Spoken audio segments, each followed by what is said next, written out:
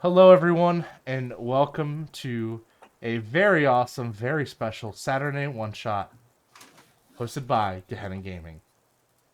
I will be your storyteller or game mother for tonight, Nick Francia. My pronouns are he, him. And today is going to be a more intimate game. Before we get into our game, I would like to let my cast introduce themselves. Let's start with you, Wes, since you're the returner. Hi, my name is Wes Franks. You know me, you've seen me before. I am the founder and creative director of Caring Comfort Studios, another Twitch stream here where you can see a bunch of different kind of streams all the time. My pronouns are he, they, and I am very excited when Nick told me the concept of this game. I was like, yes, please. If you need me, please put me on. And then Nick. Hi, I am also Nick, Nick Thomas. My pronouns are he, him. I'm just excited to be here, excited to get scared and to embrace the horror. Awesome. And for those at home, this is Nick Thomas's first stream debut and playing with us. He's a very good friend of mine and someone that has always had a awesome set of role play of ideals about him, and I appreciate playing with him and everything he does. So I really wanted to get him involved on this, especially for a game like this, which is gonna hit. It's gonna hit close. So, let's go ahead. Let's strap in. And players, are you ready to start? Now I am. I am. God damn it, Wes. Cracking in. Cracking in. I'm not going to. All right.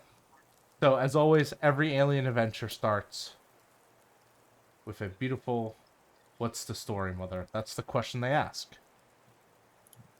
But today, we are trading in our sci-fi. We are trading in our hacking and our flying ships and our high-tech engines and our hyperdrives and our warp drives, and we are going back to a far, far off place. A time that's over 100 years ago from our current one. We open up on the Dolomites, northern Italy, fall 1918.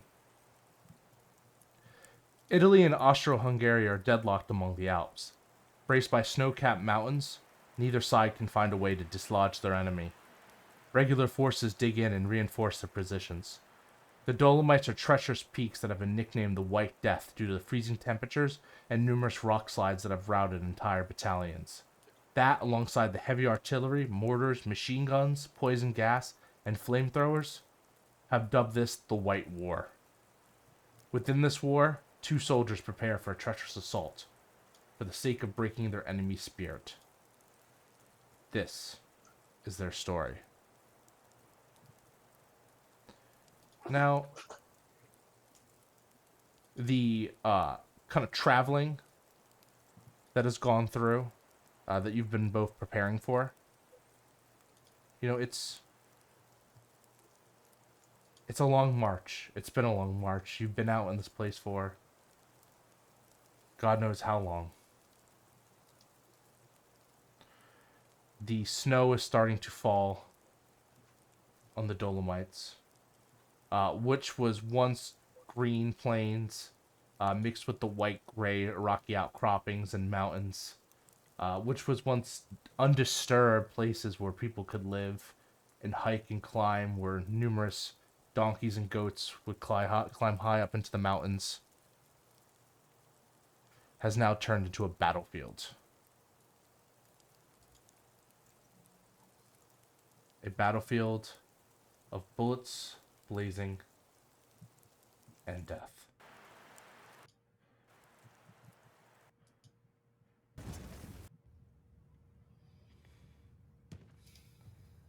You can hear it in the distance. You're camped out below, hidden in one of the many bunkers, one of the many fortifications that have been built during the Great War. You can hear the gunshots. The men around you all brace, wondering what will happen when you charge out there. What will become of them? And then, they open the door.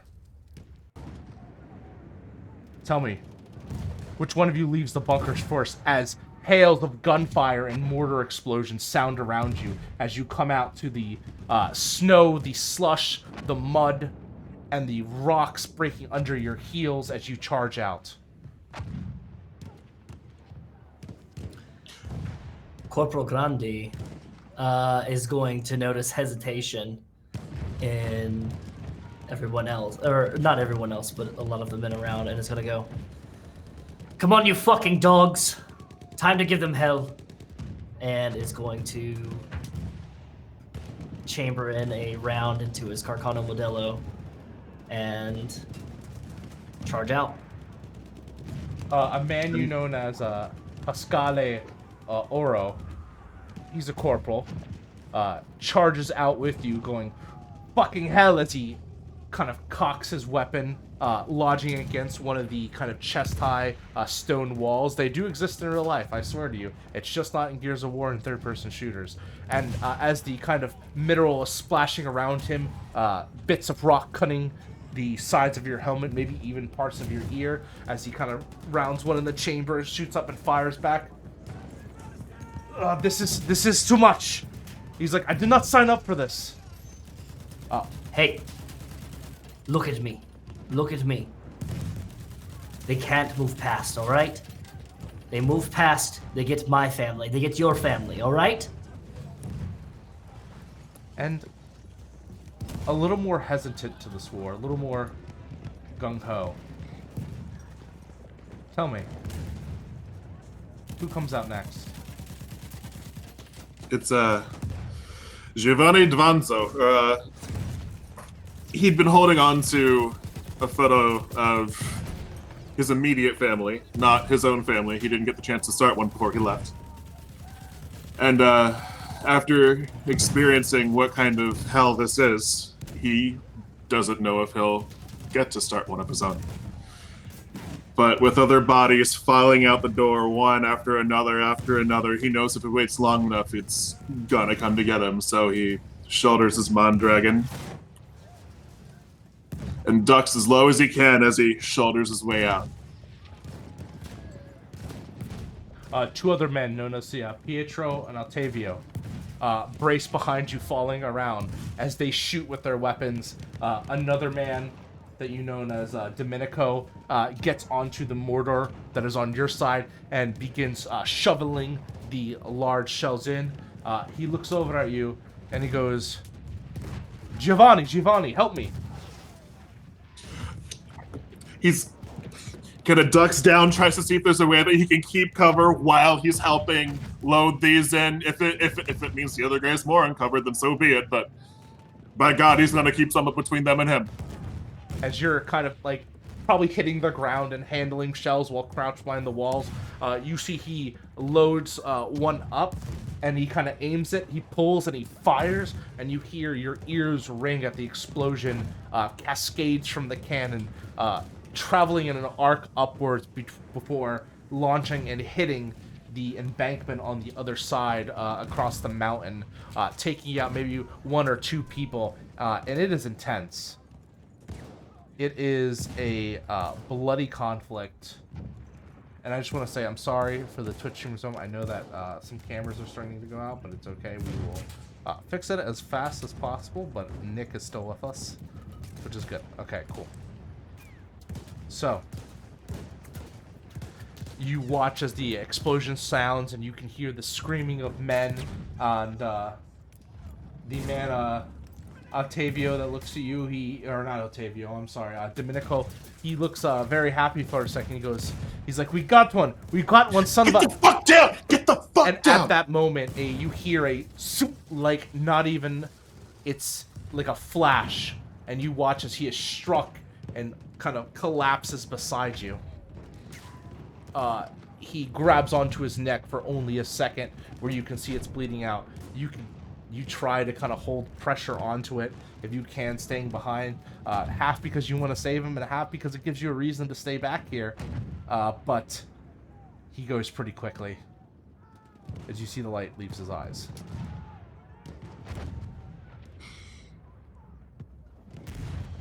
There's no joy to be had in this. You can't celebrate this. No. You can't celebrate it. You said you're dragging him? Yeah, he grabs him bodily by the chest of his jacket and drags him back into the channels with him. The channels landing you right next to Corporal Grande, another Domenico, but not the same, as you see the man who shared your first name also dead, as well as another soldier. Motherfucker. He lingered. He wouldn't get down. Okay, what's happening? What was he on? Was he on a was he just charging? Was he on a mortar? He was on a mortar. All right. Okay. We had landed the shot, and then he threw his hands up and cheered, and I tried to pull him down, but he wouldn't. Okay. You know what? Me and you, we're going to take it, okay? Take what?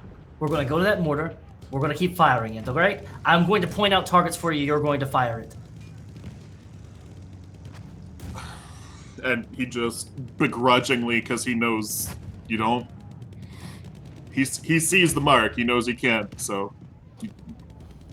All right. What's your name? Giovanni. Giovanzo. All right, Giovanni. You and me, okay? You and me. All right. And I'm going to prepare to go up and over and back towards that mortar. Cool. Make me a mobility roll, please. Whew, you got it. The first roll of the game. Mobility. Okay, I've got 4 agility. That's fine. That is 1-6. One success? Oh. Yeah, 1 success. Nick? Am I able to give covering fire? Like, peep over and try and, like... Yeah, definitely, for sure. You can go ahead and give me a ranged combat roll as you attempt to kind of just, keep everything together. Right, so range combat 3, agility 4, weapon specialist plus 2 to rifle attacks with +1 bonus to Mondragon rifle. That's going to be 3, 7, 9, 10? Yep, 10 dice. Amazing roll for you.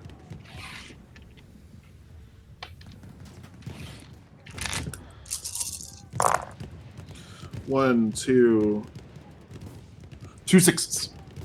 2 successes. Awesome. That's awesome.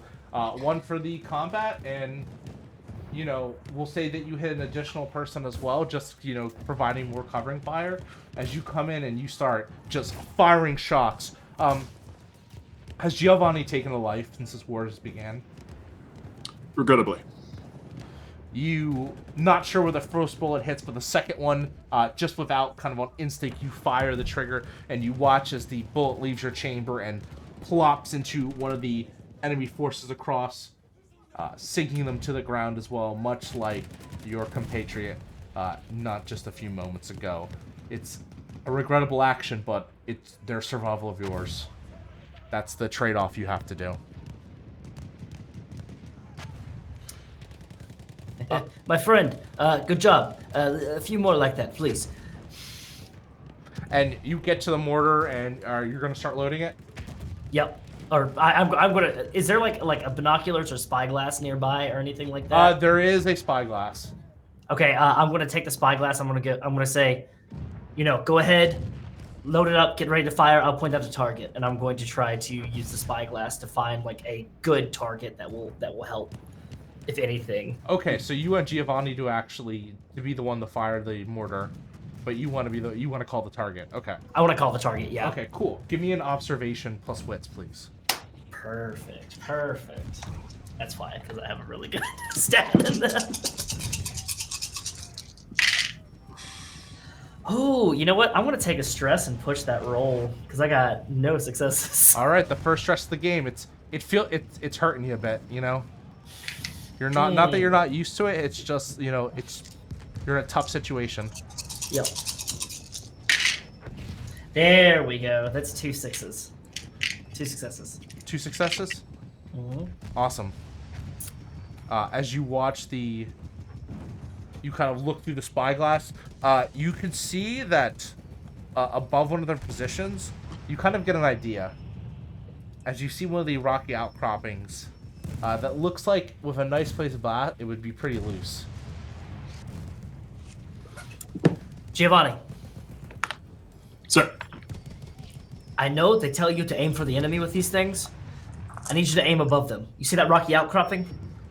Am I able to see it? Oh yeah. Yeah. All right. I believe in you. Right there, right down the middle. Go ahead and, because you don't have heavy machinery, Giovanni, I want you to roll me a strength roll. You're gonna get a +1 for the observations made by your corporal. Alright, so it's gonna be a 6. Yep. And he feels better about shooting at an embankment than a person as dumb as it sounds. Oh yeah, yeah. Even though, yeah, because life lost in the 1. That's all you need as you rack the shot. Have you fired a mortar before? Has Giovanni fired a mortar? No, but he's bracing as hard as he can. I still don't think he's ready for it. Yeah, it's almost like that moment in Mulan where Mulan fires the mortar herself, and like it just kind of just shakes you caught off surprise, the rattling. It's not so much the sound that kind of like causes your ears to kind of give out for a second, but just the rattling and the hard impact that the kind of equipment makes against your chest, almost bruising a rib, but not quite, as you watch the heavy explosive go high and arc in the air before colliding with the wall ahead, causing rocks to literally descend from above, burying the little bit of the little like squadron that's kind of covering the outpost from across one of the other station bunkers. Very good, my friend. Have a nice little varanga for those stronzos, huh? He tries to cheer along, but he just... You see Pietro and Ottavio kind of from their other side look and give you like both a thumbs up as they're returning fire as well, and they kind of go down and they get down. He's like, we can advance, and they kind of hop over, listening to one of the other captains like barking orders at them, and they begin to kind of, it's a steep hill. We're fighting on a mountain, so they kind of and they start sliding down almost in a controlled descent to the next bit of cover. Perfect. Do you see another shot, or can I get down? You know what? It's fine. The corporal's gonna look around and just kind of duck his head down. He's gonna pull out a casing that has cigarettes in it, and he's gonna open it up and he's gonna go, "You deserve one. It's fine. Take a break real quick. It's fine. Let the rest of these paisanos take care of this." That is the first pleasant thing he's heard all day. Slides down, doesn't even smoke, gleefully accepts one. Paisanos, he said. I love it. Yeah, so you hear as the forces kind of push in, you watch the men below start to push in. It kind of feels like it's a long game of tug of war of what it is. It's always the same. You hear, you stop the forces from pushing and invading, you try to push them back. They settle to your side, you settle to your own side, and you collect the bodies, and you continue day after day after day. Fighting for rocks and tiny bits of scrap. Inches of land. Yes, the Empire, the Ottoman Empire, as they like to be called, as well as the forces of Austro-Hungary. It's a tough one. You heard that the Americans failed, or not the Americans, that the English failed to take Gallipoli, which would have spelled the end for them.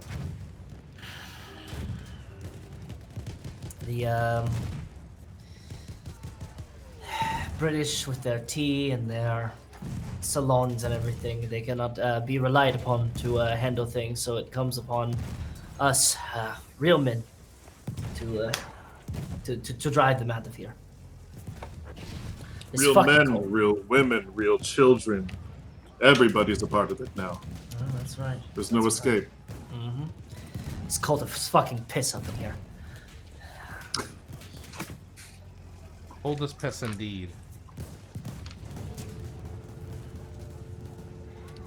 And for a second, you know, you think all will be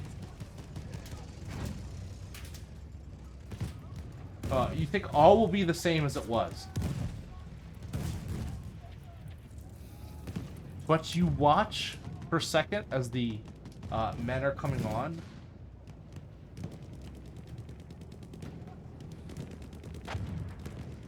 And you start to hear a familiar noise kind of echo throughout the area. Now, I'm going to play this, and I apologize for anyone if this is not the correct, historically correct sound, but this is what I found.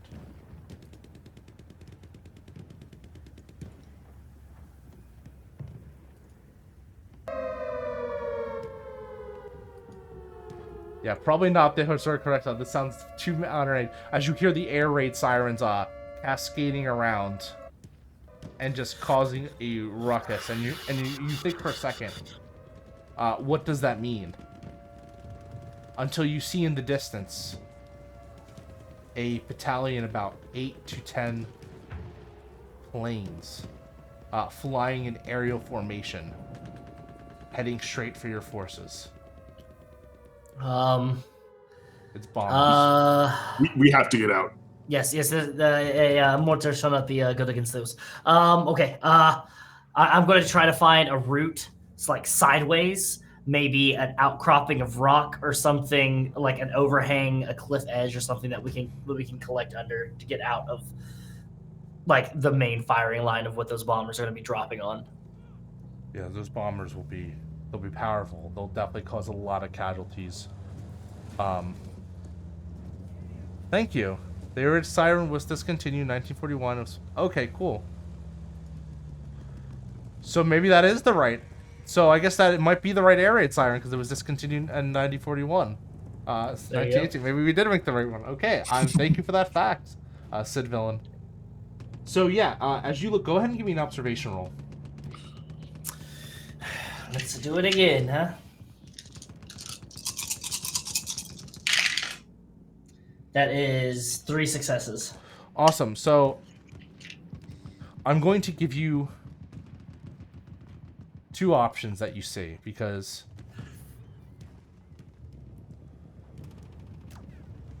you see the safety. You see a bunker that's pretty much nestled.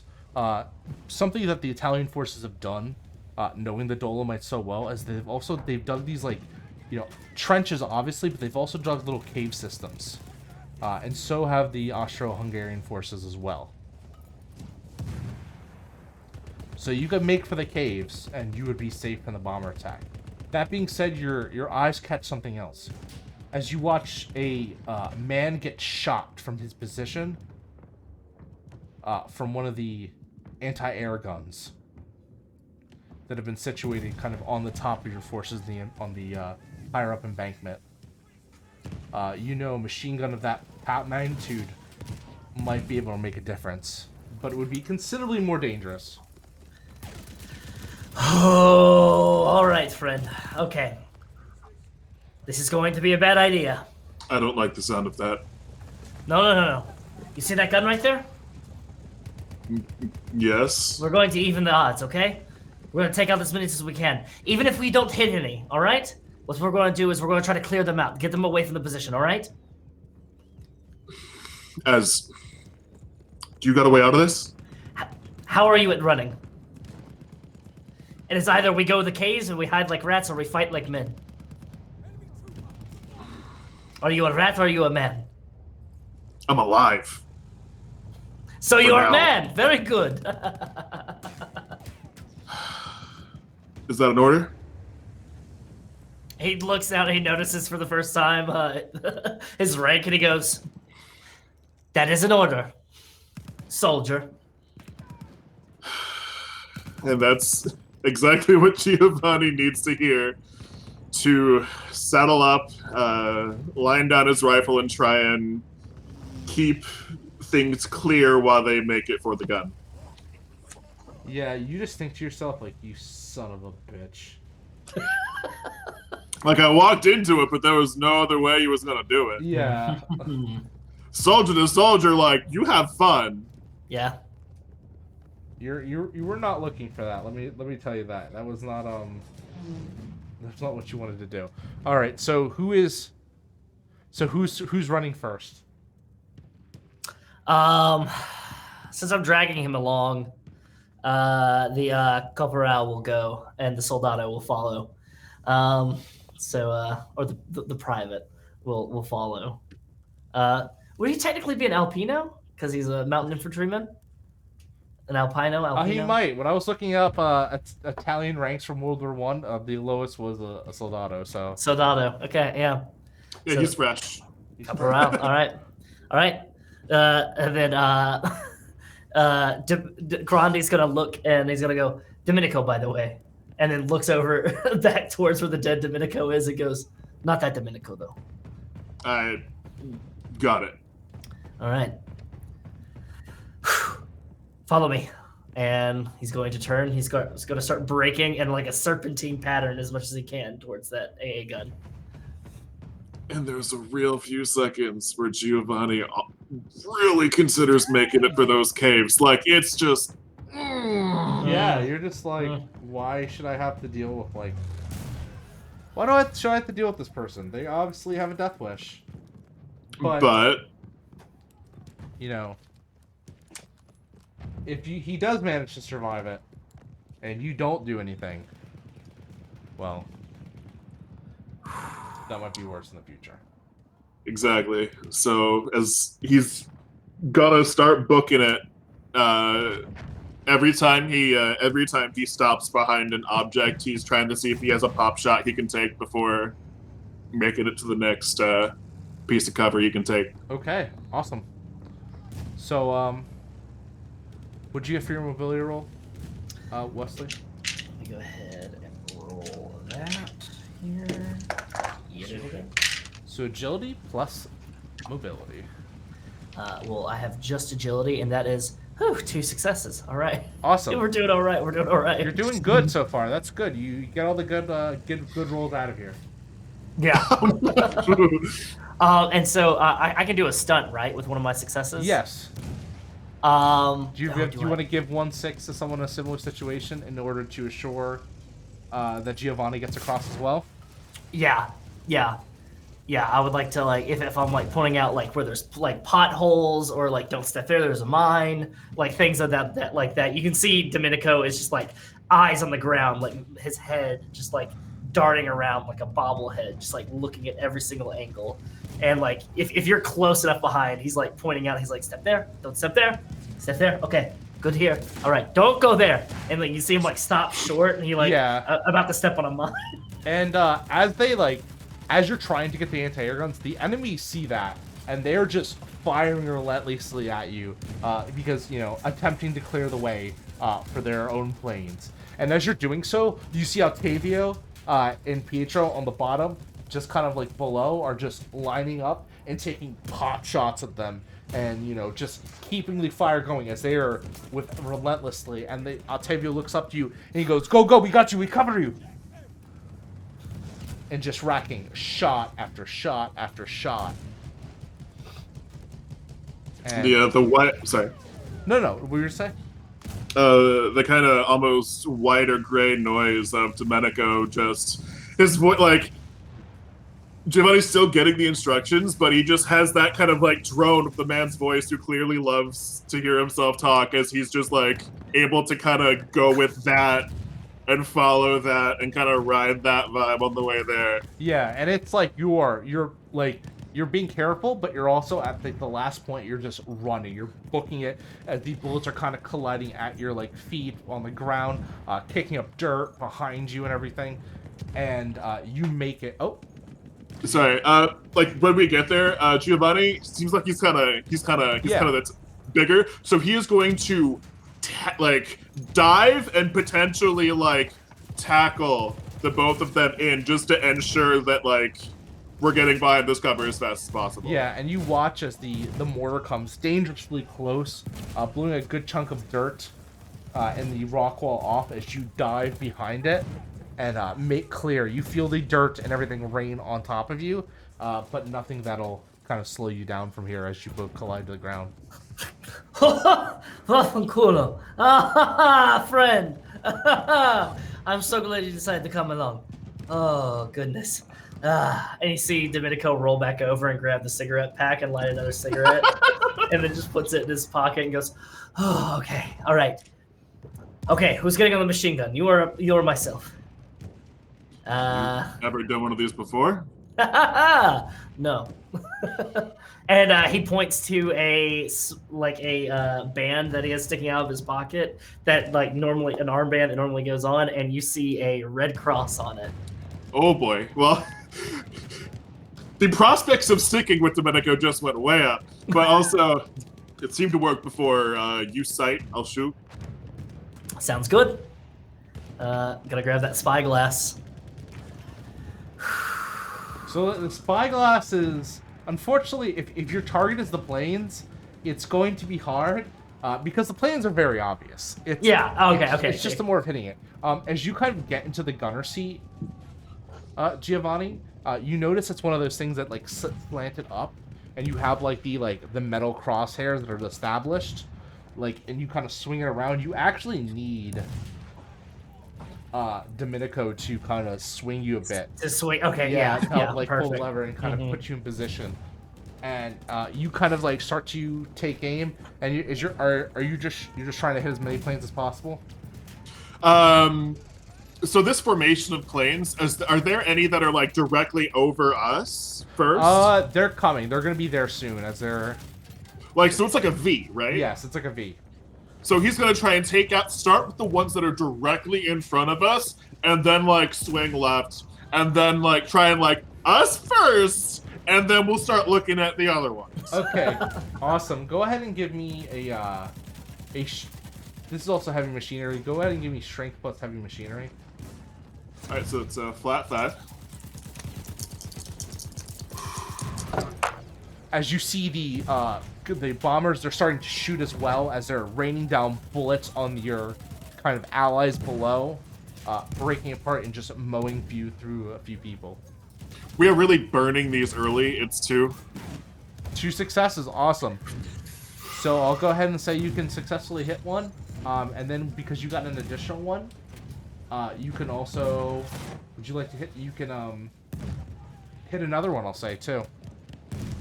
So as you kind of go through, and you just go,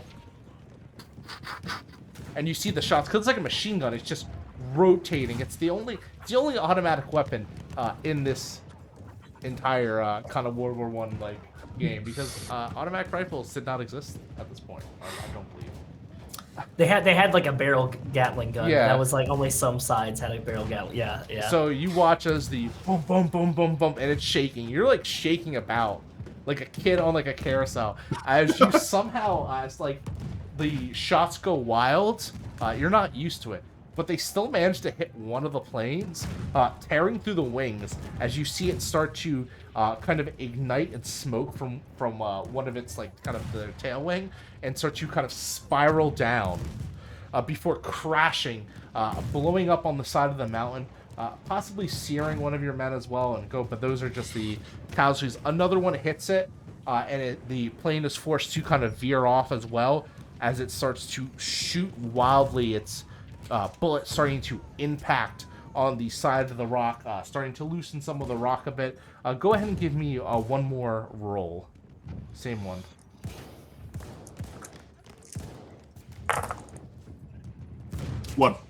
One. Awesome. You managed to. You're in sync of it. Now you've hit 2. You're ready to keep going, and you're able to blow apart another one with just pretty good accuracy. Not accuracy, more of just brutality. and it shreds through it. The guy doesn't even have a chance to land or eject before it smashes into the side of the mountain, burning metal and, well, actually, these would be like the wooden planes and stuff like that. Wooden and yeah, wooden these and are not canvas. German planes. So no, these are wooden planes that just impact on the side of the mountain in just like a fiery heap and twisted of wood. How do you feel? They said, oh, sorry. Domenico Grande, is feeling fantastic. There are shells raining around him. He's smoking a cigarette. He's watching these planes just be ripped apart by his new friend here. He's having a good time. He's keeping his eye on the ammunition box in case he has to load up another in case, just for him and everything. Just and then making sure nobody's trying to sneak up the side. Yeah, it's wild too, and you could see. Go ahead and give me an observation roll. Ooh, don't mind if I do.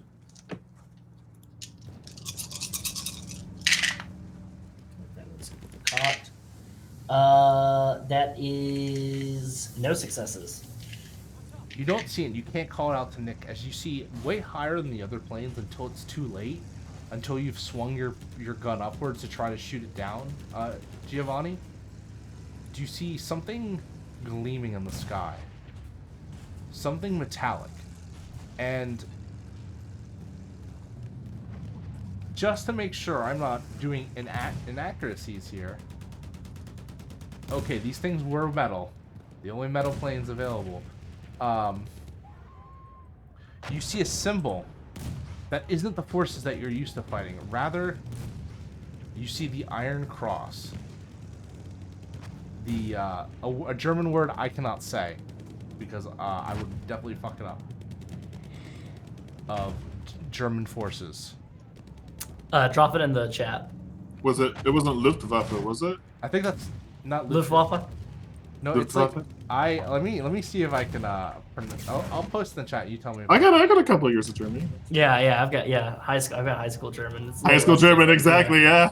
It's rusty, but I can probably work through it. We can work together. Between the two of us, that's gonna be the theme, you know. Eisenes Cruz. Yeah, it sounds like Eisenes Cruz sounds right. Eisenes Cruz, yeah. Cruz. Yeah, the Iron Cross of the German World War I forces. Before it was replaced by a much more recognizable symbol in the future. As you see it gleaming across in its black and white paint, before you watch something drop from beneath it and start to cascade downward towards the mountains, towards you and your men's positions.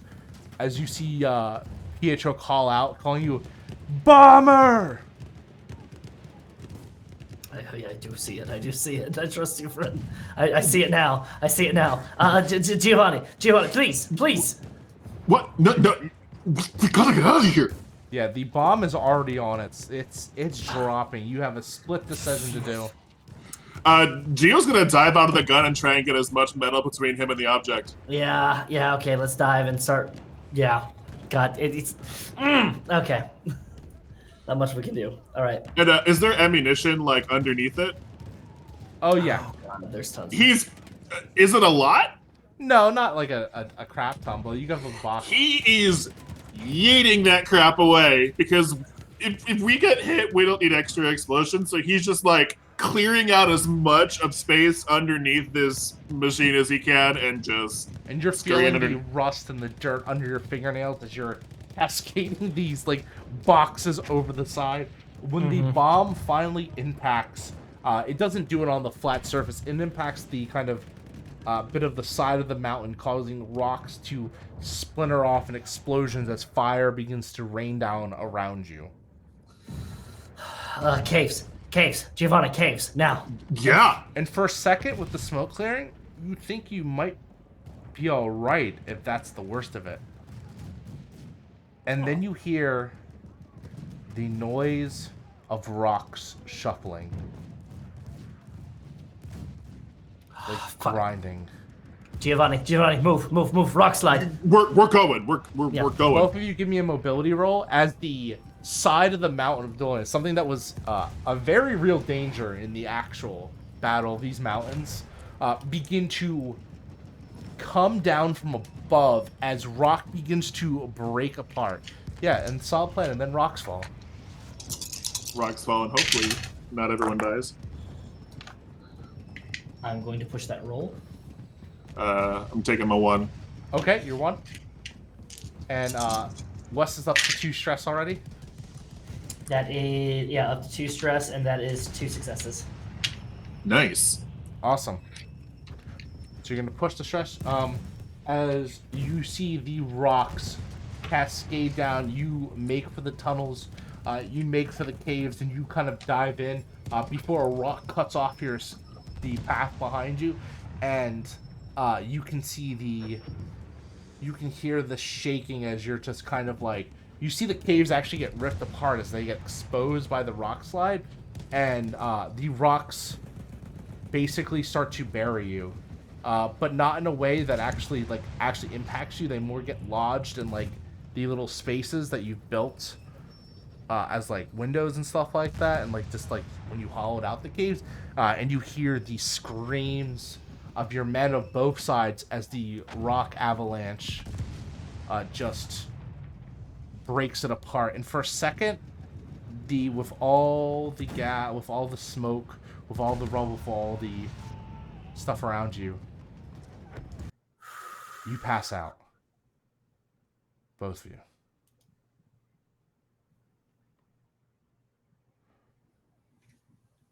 And so ends Act 1.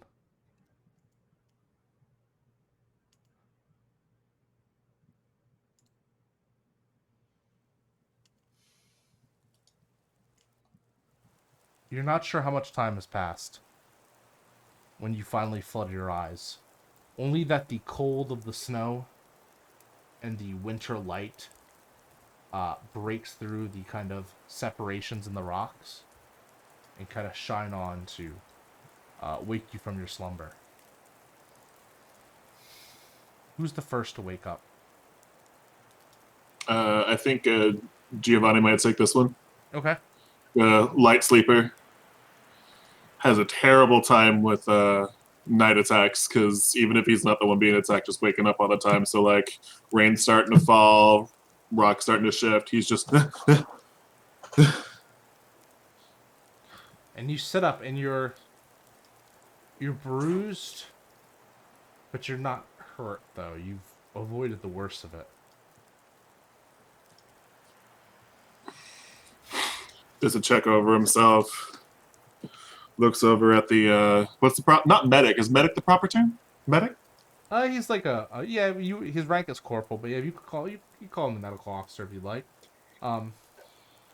He, as Domenico, is starting to starting to stir from his slumber. Shoulder shove. The fuck? What happened? What happened? Spuddy. You know as much as I do. Where are we? Cave? The cave. Did Yeah. you bring me to this cave? Oh, no. Oh, no, I remember now. Shit. You see that the name cave probably isn't a good term to use anymore, as the part of the cave that you're in has basically been separated and cracked open. As you can see, the path leads out into the open, and the only thing you can hear is the snowfall. You can't hear bullets, you don't hear explosions, you don't even hear the roaring of plane engines. You just hear the snow. How long were we out?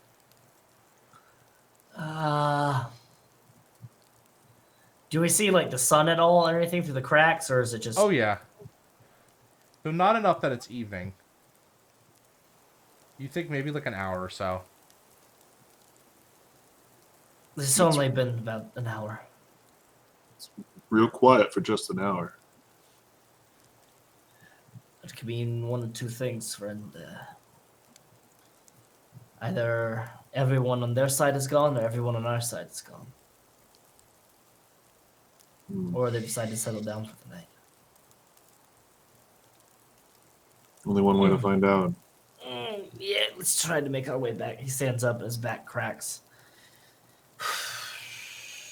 Lights another cigarette. Holds.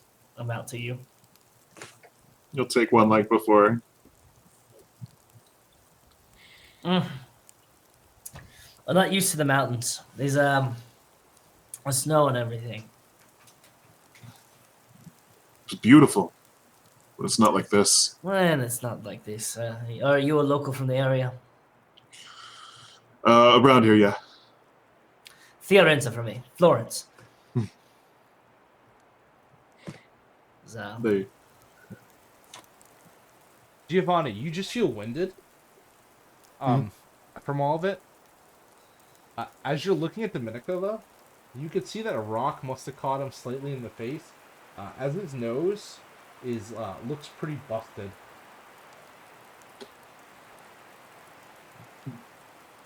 Do I have any kind of? I pull up my boot knife. It's like there's something. Yeah, do you feel that? And you can feel your nose has kind of been slouched off to the side a bit. Oh. One moment.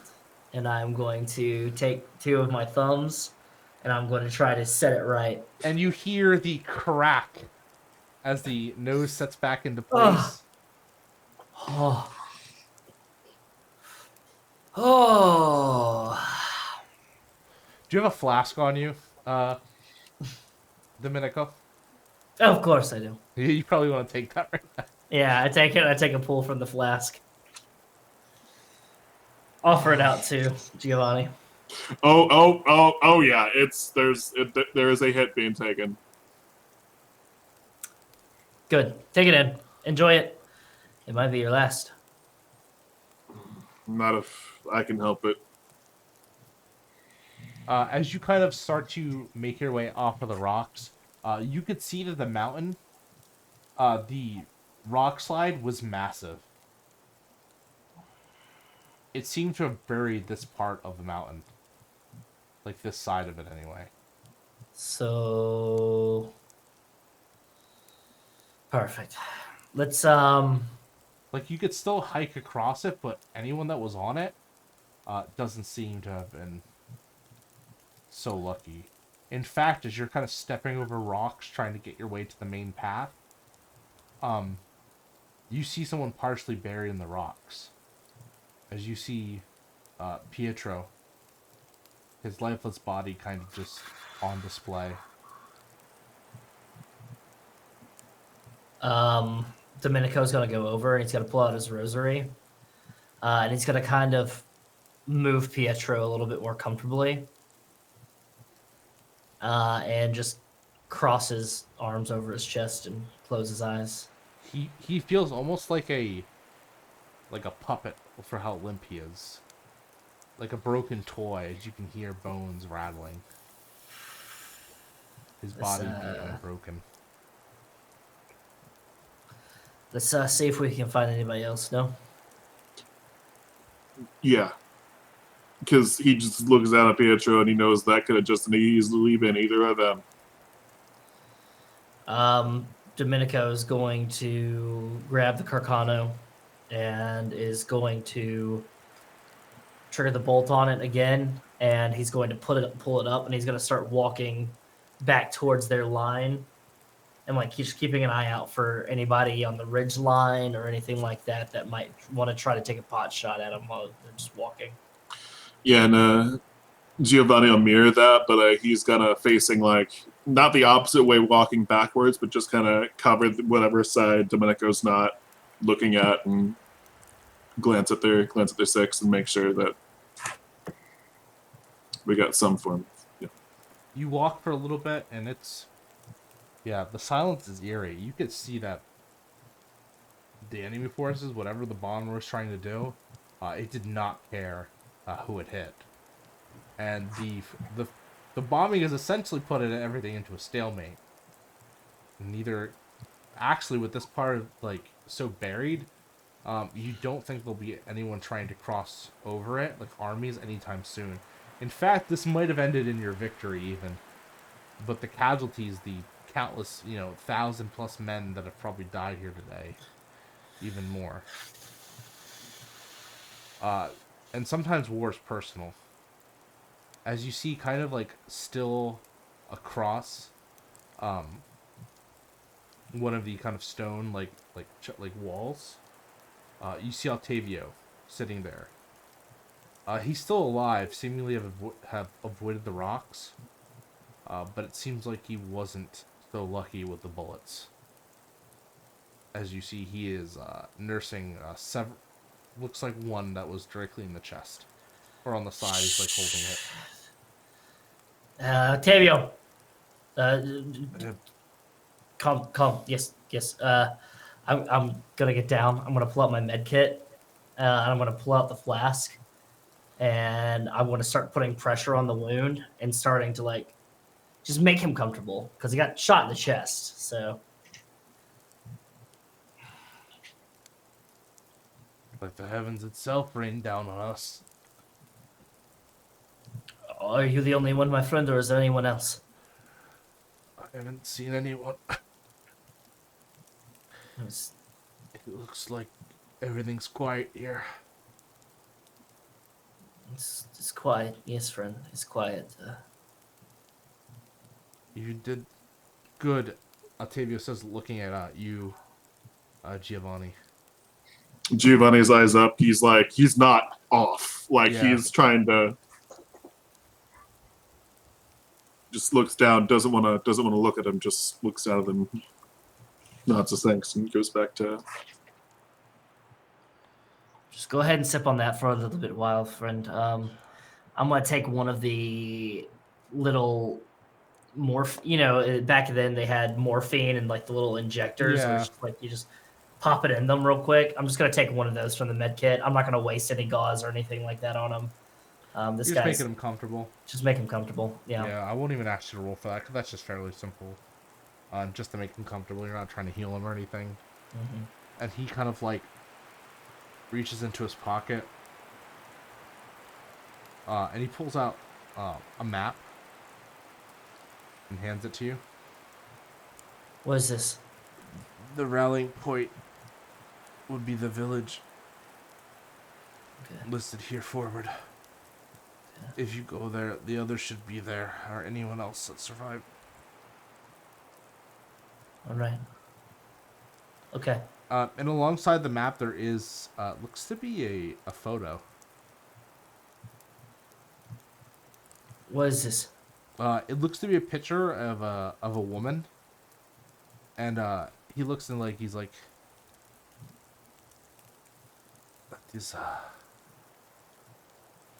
that is my love.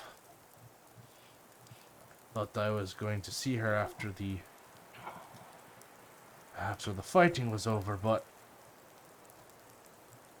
it looks like me and my Rafaela, it will take a little bit longer for us to be together once again.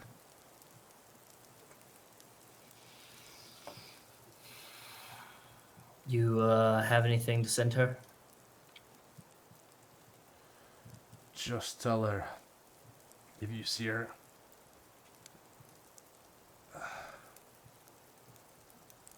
that her husband died fighting for what he believed in. All right, friend. I'll be sure to do that.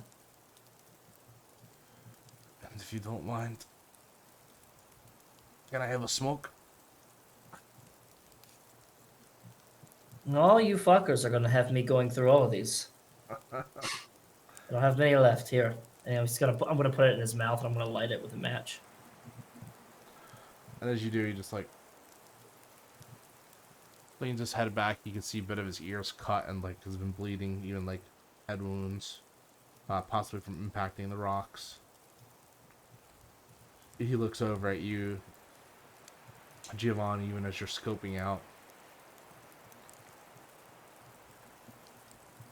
Take care of the medic. You hear? This Do what I one- can. This one's gonna drink himself to death before he gets shot. I can think that's one of 3 ways that's better going than being shot by some of those couillons. And the other 2? Heart attack in the middle of fucking, and well, dying on the toilet. What the shit way to go.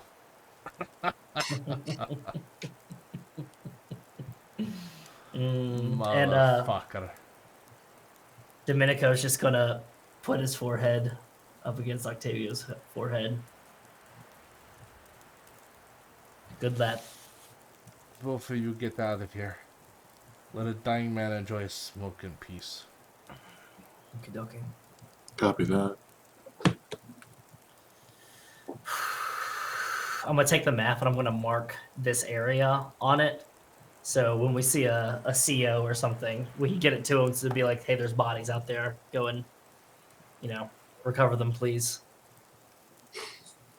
I'm gonna leave his tags on him because I don't know why movies do this when they take the dog tags off of soldiers. He's like, I'm gonna hold on to these. It's like, no, leave them on there. They need to know. They need to know who that was. And you proceed to crossing back into the mountain. Keep saying embankment, the path. Into the enemy side of things. And for a while, like, you keep your guard up throughout the whole, the whole trial.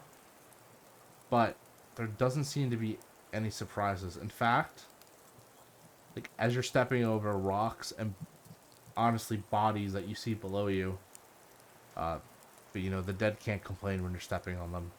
Mm. You see that the carnage that nature has wrecked here, just from assisted by engineering, of course, but What did they want to achieve with this? Just the fucking Germans just hammer it away. Just knock it all out of the way, and then they can just roll on through. They have no problem with building on top of a cemetery. you hear the click of an empty gun going off as you look over and you see at one of the rocky walls on the other side. You see a man injured as well, half buried beneath the rocks. His legs is aiming at you, kind of slumped over and forward, shooting his pistol, which no longer has bullets. Can we tell what uniform he's wearing? I'm already got my gun up. He's an enemy, and he's screaming at you in a foreign language that you can't understand. I'm gonna kick his pistol out of his hand. What was that? I'm singing in Italian. What was that? You looking it up. Hungarian curse words. Hungarian curse Welcome words. to Hungarian. Excellent. I didn't think that was gonna autoplay. I'm sorry. Yeah, he's screaming not so nice things that you can't understand. Don't waste the bullet.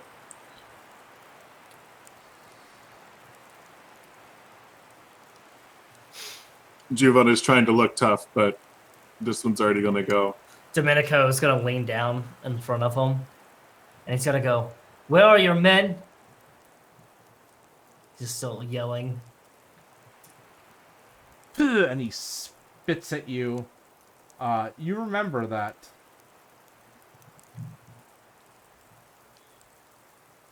Yeah. Hey, look at me. And I'm saying this all in Italian, so he doesn't know what I'm saying, or he probably does. I don't know. I want to say, you're going to spend your last moments alone here with these rocks. Treasure them. I'm just going to turn and say, come on, Giovanni. Giovanni's gonna walk over, take that pistol, Okay. Smart. and then follow along. Actually, this is probably absolutely despicable. But once Domenico's turned, Giovanni's just going to put on a hard face and rifle through this man's chest pockets, shoving his hands out of the way, his side pockets just taking anything that might be of use off of him. The only, anything that's on his pockets, let's see. You find a knife. You don't So see it's any, just like one of those. yeah, you see like bullets or anything like that. You do get it looks like to be like a little like, at first you think it's like a prayer card. And honestly it's not. It's one of these like, I guess, military issue ones, and it says like some words in a language that you can't understand. But the picture is someone that you recognize. Looks like a propaganda poster, as you see a picture of the Archduke, the late Archduke, as it were, Franz Ferdinand. They say we'll be heroes, but they turn us into machines. All we do is kill and die. He flicks it so it lands somewhere that fits into where the guy can reach it.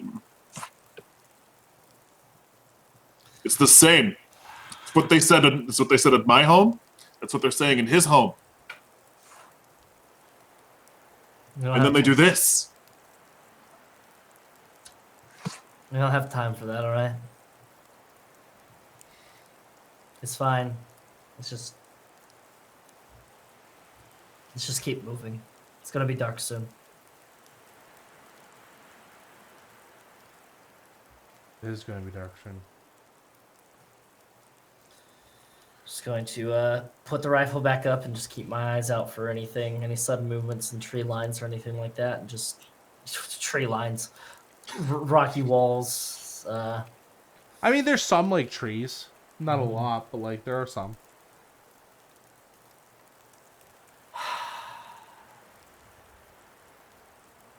It's quiet. Very quiet. So, what'd you do back home before all this? I was a machinist, but the machines were big, so we were big too. Guessing boats. Boats. Mostly just moving things around for the ones who actually knew what they were doing. Just Sounds about right. I am the son of a pharmacist, as he was before me, and his father was before him, and things of that nature. I was scooped up pretty quickly, though. I've been since the beginning. I was kind of hoping they would send me to a nice place, like maybe, North Africa or something. A little bit sunnier, get a nice tan, but no, they send me here. Been in these mountains for about 2 years now. that long? It's still too cold? It's always cold. We'll get used to it. I'm used to the sun and enjoying food out, having a smoke, whistling at girls, things of that nature.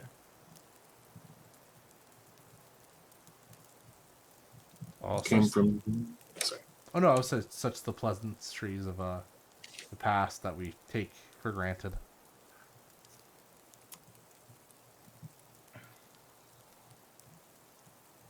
Came from a big family. Lots of brothers, lots of sisters, lots of cousins. Good.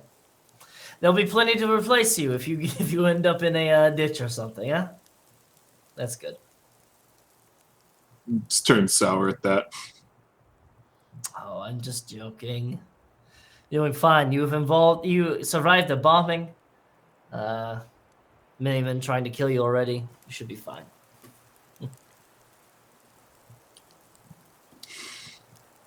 It's as the snow is kind of like goes down and like obscures you almost a bit. It's starting to get a little bit worse. it's starting to turn from a normal winter to something more hellish.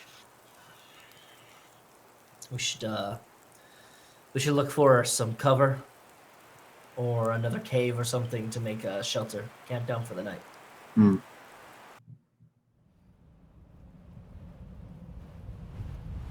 Yeah, the cold is sweeping in. Both of you can go ahead and give me an observation roll. And I'm going to say that because of what has just happened in over the past time and what you've seen, each of you are going to take a stress. All right. Nice. Nice. Up to 3. Giovanni's surprisingly keeping his cool. Yeah, he should be more stressed than this right now. Success. You both kind of spot it roughly at the same time.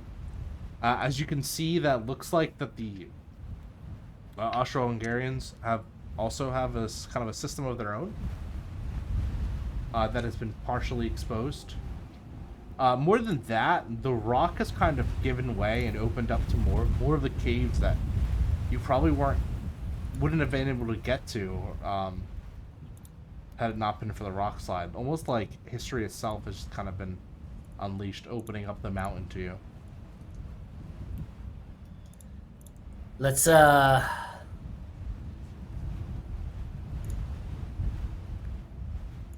to go for those instead of their normal cave systems. That might be much better for us. Maybe some old caves for us. We don't have to traipse into them. Just kind of find some cover from the snow. Yeah, he'll shoulder his rifle and pull out his Modelo pistol. Since he doesn't know how well a rifle's going to do when you're walking into a dark cave and someone's potentially jumping out right in front of you. You have a light? Yeah. Go ahead and pull out a match and just light it. It's a bleak, pathetic chuckle, but They don't give us flashlights or anything. They don't have lanterns or anything.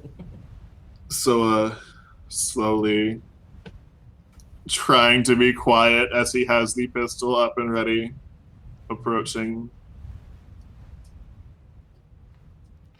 As you walk through the kind of the caves, which they're kind of are connected to the the natural caves have been kind of connected to the man-made caves that are now kind of hollowed out. You can see that the enemy forces have kind of they've set up the rock the wooden scaffolding kind of to hold the support and line lanterns across it, providing a little bit of lightweight and as well as protection from the storm. Ah, shit. Oh, good. Perfect. He's gonna pull out his own Beretta.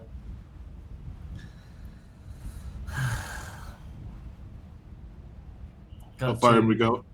How far? Just a little bit farther. I just want enough cover from all around and just get far enough away from the snow so I don't have to fucking hear it. When we get to where we're going to camp, you take a seat. I'll check further in. All right, I'll try to gather something to make a fire. He's picking up some of the wooden scaffolding. Yeah, just broken scrap apart, and stuff like that. Scrap and stuff to gather along the way. And once we get there, start setting up a fire. Pull out the fucking rations that they give us that are fucking not good. Yeah. I'll tell you, there's no carbonara in there. Damn it. And you can kind of check, if you continue going this path, and you go around the mountain, kind of around the sides of it, you could it'll take you a day or two, but you can get to the village where you're supposed to be rallying. Oh, really? It's not bad at all. Yeah. Yeah. Survival, it's tough, but it's in your cards. You can definitely do it if you want to. That's the goal. That's the goal. So, are you setting up? Are you setting up? Getting your fire started? Yeah, I'm going to go ahead so we can just get a little bit of rest since we've been running around all over the place. Jiba is going to push a little bit further in just for like just a couple minutes worth of walking just to make sure there's nobody down the other side before circling back. Go ahead and give me an observation roll. It's a raw 3. Yeah. Lost one, so I'm just going to... Wow, okay. 1. Awesome. That's still good. Yeah. You could see, or you could actually hear that there's footsteps walking ahead of you as if they're coming this way to check out. Because you can hear the crunching of rocks. Do I hear any voices? Not really.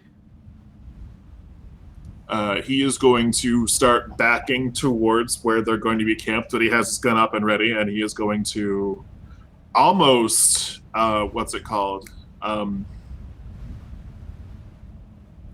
Indiscriminately, whoever comes around that corner. Like, if he can't figure it out, if whose side they're on within a split second, they're gone. So you're just gonna plan an ambush, kind of deal. Yeah.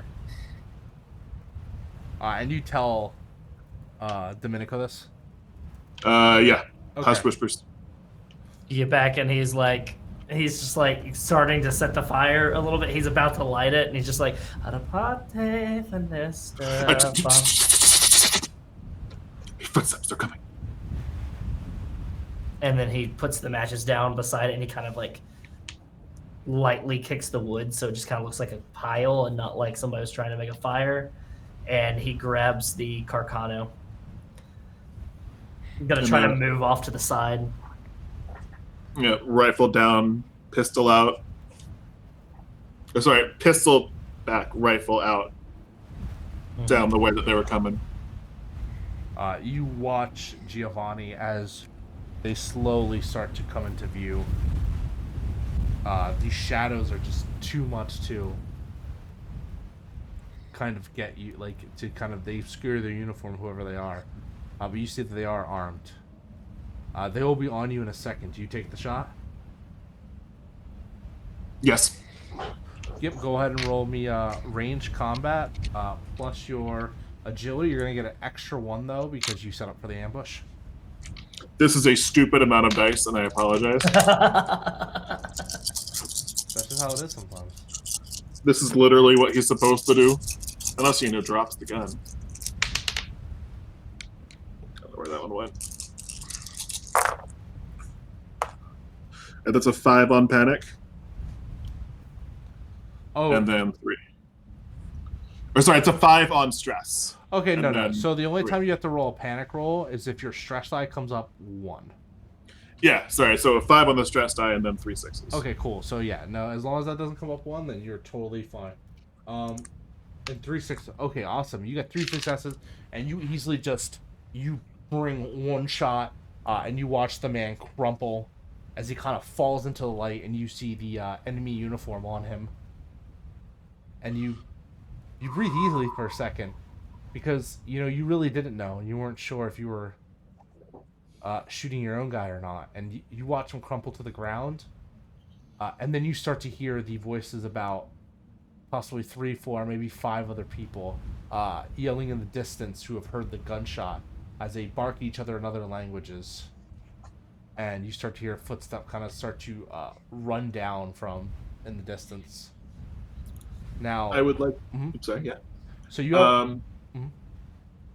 Oh, yeah, no, there's nothing I can do with range combat stunts for this because it's spent on the first shot. I really can't, so we're good. Yeah, Sorry. just because they're not engaged with you yet. Like, you can turn tail and run. You can take off down one of the other tunnels.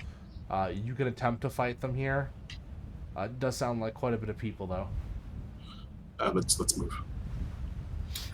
Before we go, Domenico's gonna check the man. Does he have any kind of grenades or anything like that on him? He actually does have like a single kind of like just one of those like kind of like old-fashioned stick grenades on them. Mm-hmm. Like gonna take that and then kick him, and then is gonna turn. It's side tunnel. Yep. Yeah, it looks like the little can with the igniter on top. The igniter on top. Yeah. Yeah, not the pineapple. Just the twist and chuck. Yep. Perfect. Yeah. Gonna just start turning tail and heading down one of those side tunnels. Booking it. Okay, awesome. Both of you give me, because you're trying to move, but you're also trying not to make noise. Both of you give me a mobility check as well. Okay. With agility, right? With agility plus mobility, yep. As you navigate down one of the natural tunnels. I got a 1 on my stress dice. So did I. All right, so this is what we have been waiting for. So go ahead, both of you, and roll me. So roll a d6, and then you add your current stress die. So 4, you're keeping it together. Because it's very hard for you to fail the first stress die. Wes, who has 3, might be a different story. I rolled a 5, and it's +3, so it's an 8. Awesome. As you're kind of rolling, and the stress kind of get to you, because you've survived a cave-in, a rock slide, a bomber attack. You survived most of this war, and now you're just fighting for your life in these caves. You just start to tremble as you can feel the gun start to shake in your hand. Mm. And you're going to suffer a -2 modification on agilities for the scene. That's no bueno. Which, yeah, as you kind of both... Did you guys get any... any of you get any successes on your mobility? 1? Okay, and did you get a success on your mobility? Nothing? Nothing. Okay. And I can't push it to try and give him one because I had a panic roll, correct? Yep. So yeah, you start to you shake and you shudder a bit, as you make a bunch of noise. Specifically, Domenico does as you kind of head down into these natural cave systems. The only thing that kind of serves your purpose is that they split off into like different crossroads and like ways, and you really don't have you don't have a moment to choose, unfortunately. If you would have made the roll, you might have had a little more time to like choose what direction is probably the best, but you just take off down a random tunnel and just kind of hope for the best as you go deeper into the mountains. You hear echoing a bit, and as the men try to pursue you, but soon they are slowly lost amongst the mountain as you kind of go deeper and deeper in. Fucking shit. Giovanni is going to grab, favorite move apparently, Domenico by the chest of the You just manhandle jack if he can, just manhandling him, just be like, get it together. Yeah, no, and he's got wild eyes. He's just kind of like looking around, and you see his eyes are trying to adjust. He's like, okay, which way do we go? We're just gonna keep going. Keep going this way. Keep going forward. Okay, yes. Okay. Got it. Keep going forward. And he's just kind of repeating to him. He's like, keep going forward. Yeah, that's right. Perfect. How you do it. If you want to, give me a minute. You can give me an empathy roll, Giovanni. Is this with a command, or is this just raw empathy? You can do command or manipulation. So probably command. I know that's better for you. Yeah, he's trying to like bark at him, just like get it together, get your shit together. No successes. Okay, so I will push it though. Okay, you'll gain a stress. Do I re-roll stress die or no? Yeah, no, you just re-roll your normal die if you. Woo! 1. Awesome. Oh, sorry, you re-roll all non-6s, so including your stress die, I guess. Yep. And now 2. 2 or 3. 2 with the panic. 2 with the stress. 1. Okay. Because re-rolling the stress got me a stress one. We'll say for pushing, we're not gonna count that panic just for now. Okay. For now, we'll pocket it for later. We'll pocket it for later. Just because I don't want us to get on the panic train just yet. Pass me the panic stick. Now it's your turn. You can drop one of your stress die out, Domenico, as kind of taking the moment. Giovanni is able to kind of bring you to your senses a little bit more. Perfecto. Grazie. Like you're still stumbling, but Stumbling with purpose. As you go deeper and deeper, you're not quite sure what to expect. When you come out to a much more like hollowed out room,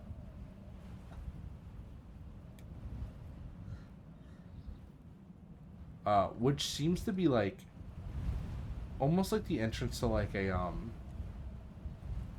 I guess you would call it like an antechamber almost. As you see, like the room seems very highly constructed, and that there is like kind of lights pinned to the wall, and just kind of written across the wall, in which you can only assume is blood. You see the phrase. Now I'm gonna have to. What's it called? I have to translate this so I know. So give me 1 second. You're fine. So I was just gonna give it to you, then I was like, oh man. A sárkány. A sárkány. A sárkány. You read Austrian or Turkish? No. But Can is we tell that... if it's Hungarian or Turkish? Definitely looks You're- Hungarian. I'll just give you that. You're looking at what it says, not that it's blood. Oh, is that blood? Oh. Shit. Do I see any dead body around? No. No? Okay. No dead body at all. All right. Because you're examining it, Domenico, go ahead and give me a just give me a straight wits roll. I can do that, my friend. Or plus contact if you want. Plus contact? Oh, I can definitely do that. Grazie. Nice. That's a pistol roll right there. That's a rifle roll. That is 2 successes. So it takes you a second to kind of like sound out the words and vowels. Because you know, just being in there, you kind of knew Rush Turkish. And Yep. you actually have probably on you like a phrase book. Yeah. A shotgun, it means the dragon. The dragon. The dragon? Dragon? Is that the name of one of their... Is that what they call one of their officers? Could be a weapon that they have. I don't. Do we have a weapon called the dragon? The things that belch the fire? Oh, I don't know. Puts the phrase book back up. Goes, I'm getting away from the fact that it's written in blood. yeah, it's let's keep moving. I guess we should probably double back. We can't go back. As much as I don't want to find out what this dragon is. Maybe we should just. We'll find the next entrance out of here. Okay, we'll keep to the left. Left? Left. Yes. Haven't Right. you read the stories? That was Labyrinth. the right. We'll stick with right. whichever side blood branding isn't on, We'll stick to stick that the side. other one. Perfect. We'll stick perfect. the other one. Perfect. Let's try to keep quiet though, and keep You moving dive further. deeper and deeper into the dungeon, as it were. The light the lights from the past tunnels start to give out, and suddenly you find yourselves relying on your own light, your own torches or lanterns, to keep you illuminated for the time being. As the only thing, the snow, the storm starts to kind of die out as you move away from it, and the only thing you can think to yourself is, what is coming? What's coming next? You're not sure what it is, but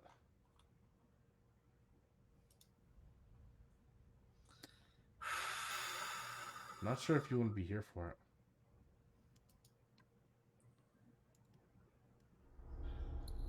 I don't like that noise.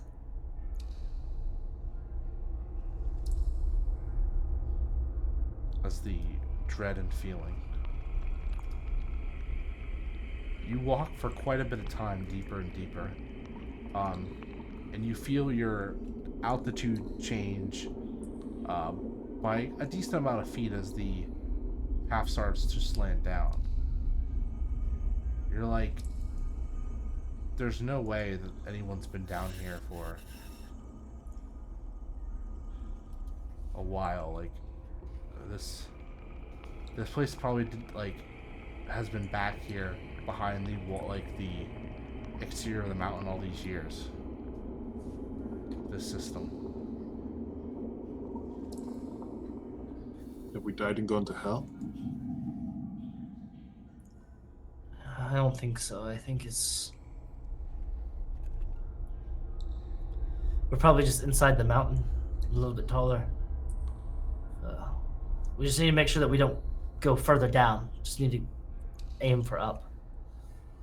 Yes, if you can cut your way through the mountain. I mean, you could change a 2-day trip into merely like a day of travel. It's not bad. Just a day. What do you think? Light and sun on the other side. Just gotta get through the mountain. Just gotta get through the mountain. As you continued into the mountain, you find the most peculiar sight. A sight that I think would be better served with a 5-minute intermission. What do you all think? Good by me, Pilp. Yup. So I'll go ahead and bring us an intermission. We will be back in just a matter of moments. Take a quick bio break, get some water, and enjoy yourself.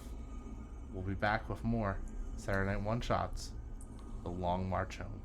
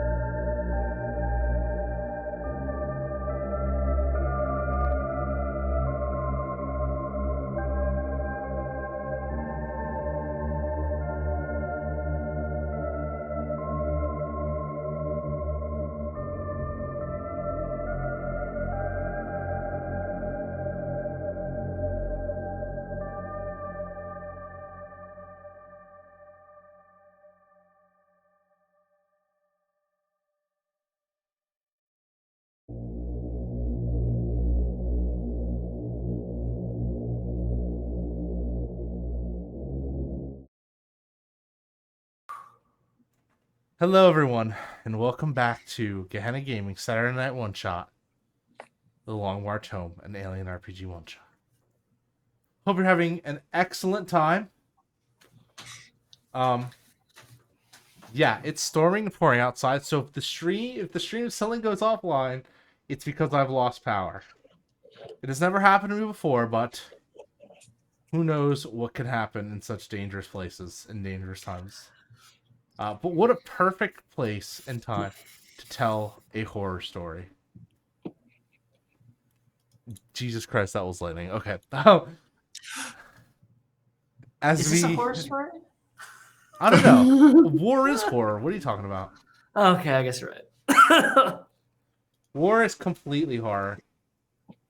Dude, I have a feeling this fucking rain just drowning me out here. Can you hear the rain? No. Yeah, you're good. You're set.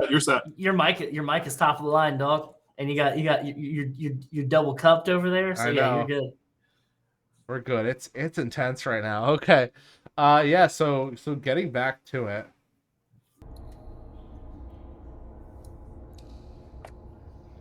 That was thunder. I don't know about you. I'm hearing cave noises. Yeah, give me. I'm so sorry. What? Give me like 1 second. No, you're okay. Okay, yeah. Make sure your house doesn't blow away. Does Nick have a tent house? I assume by this point he like lived in a boot. Like, Okay, with yeah. windows in the door. Big boot. Big boot house. Big boot house. Yep. Big boot house. That is. That's I wish I. Gosh, I need to start investing in a big boot house. Uh huh.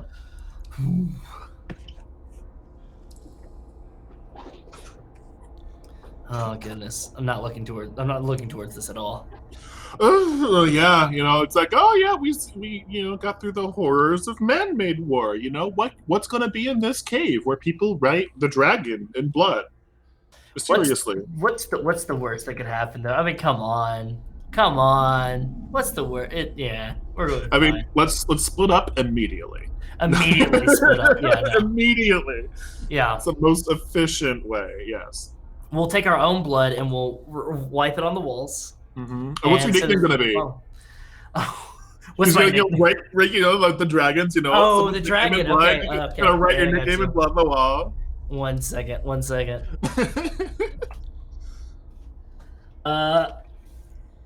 No. Okay, we're not gonna do that. We're going German or Italian? We're going Italian. Italian. Okay, we're going Italian. No, that's not creative enough. Come on now.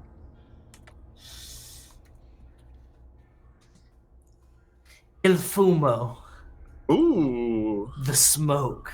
Oh. Gonna give him the smoke is what you're gonna do. Okay. Yeah. Il fumo. Let's see what I got here. Oh, what did you miss? Lupine Vendetta.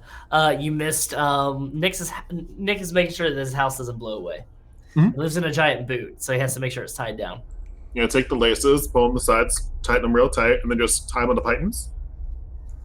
So yeah, this is like top of the line. That's all you need. You don't need much. It's a big old boot. Big old boot. Oh my goodness. All right. I'm having to check out what's happening over at my own channel because this guy Big Dad Ben is playing a game called Frog Fractions, where it's apparently a typing like shooter, like bullet hell game as well. But there's a lot going on. So you got like one finger for dodging bullets and the other for solving equations? Yeah, and there's a stat called indignity.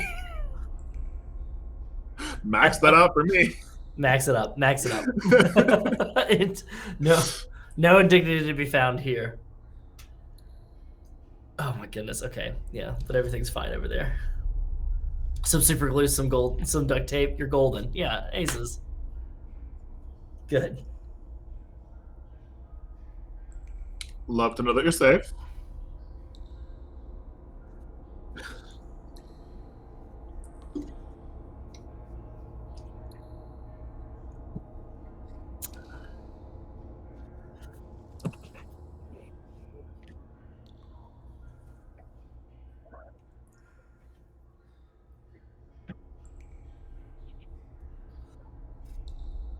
Nick, you're muted. You're muted. Yeah. I am muted on the stream. My bad. So I was saying Smart. there's a lot of stuff that you see when you go into cave, or you expect to see. Big open caverns, bats, maybe chasms that go in so deep that you can't see. What you don't expect to see is it's like a large kind of like machine.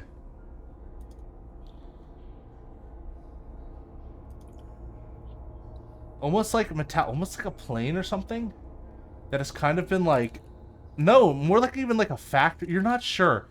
It's a structure of some sort that seems to be made out of metal. That's just nestled in this big cavern area. That doesn't come out of any factory I'm familiar with. And this place is pretty old. Do you think they might have had like a secret lab down here or something? There's some rumors going on. It's not like a large structure. It's maybe only a couple rooms, but and it kind of like is built in levels. It almost looks like a temple.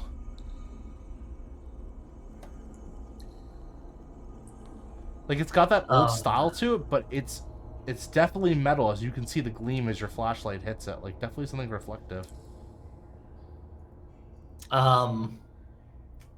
Domenico's gonna pull out his rosary and he's gonna kind of like wrap it around the butt of the rifle, just in case. Is there literally any other direction to go in this area that isn't that temple? Like you could try to go through it. You could see like there's paths taking off around it, but it seems like it almost looks like the epicenter, like a hub.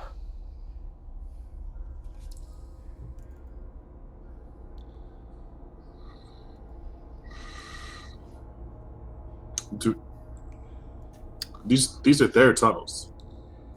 Their tunnels, yes. I haven't heard anything like this. I've been here for 2 years and we haven't dug anything up like this. There's been no reports of anything. Well, I wouldn't have known anything. I know. What are they playing? What are they dealing with? Is this the dragon? You think maybe this is? Is the dragon in there? Do you think they're worshiping the devil? Do you think the Hungarians have gave themselves over to the devil?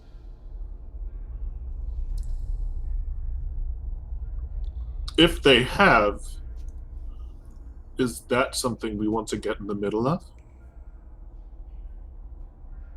No, let's just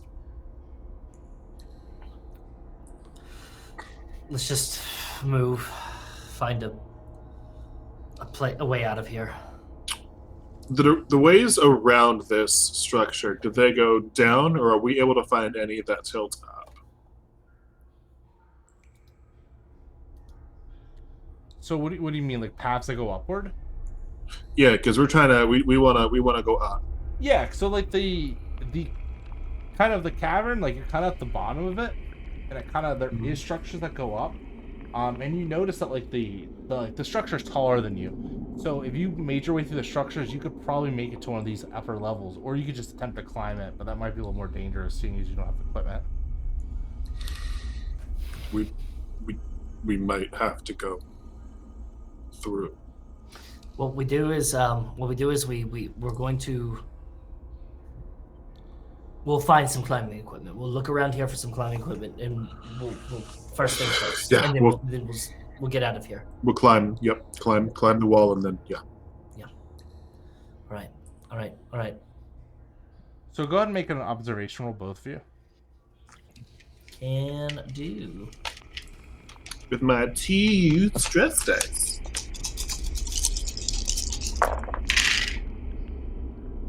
Two sixes. And No it's ones dark. on the It's stress dark dice. in here, so it's a little tougher. So, I'll say that you find this Domenico. Just because of the negatives, it's just tough for you, Giovanni, to see. Like, you don't have a lot of light in here. But you could see what looks to be the remnants of a camp set up. Definitely, like, enemy forces. Looks like someone hastily had put up, like, a tent. And maybe some, like, gear to, like, you know, sleep out. Probably some other survivors. But it looks like it's been just kind of left there. I have the rifle out. I'm gonna make my way over, and I'm going to. Is the tent still erected, or is it like fallen? Like partially fallen. Gonna take the rifle, and with the barrel end, I'm going to move one of the flaps aside to see if there's anybody inside. As you look in, you don't see a body in there or anything like that, or like a person. Any packs around or anything? Just like initial, like rations. I'll go ahead and grab those. Mm-hmm. Go ahead and put them in my Could be useful. stuff. Yeah. Let's There's people that have been here before. Let's move a little bit further in, but be careful. Wait, there were people here? Tent. Yeah. Bit of a burned out fire. As much as I said that we should probably rest here, I don't feel comfortable resting beside this thing. Yeah, no, because if there were people here, where are they now? Could just be the Hungarians, maybe. The ones that we fought? They were coming from this way. Could be a network of tunnels. They could just be excavating more. Maybe that's what this is. Maybe this is a giant drill of some sort. We haven't seen the other side. Yeah, that sounds possible. Mm. Any luck with the climbing? No climbing gear. Any light? Nope. Just rations. And all of the rations.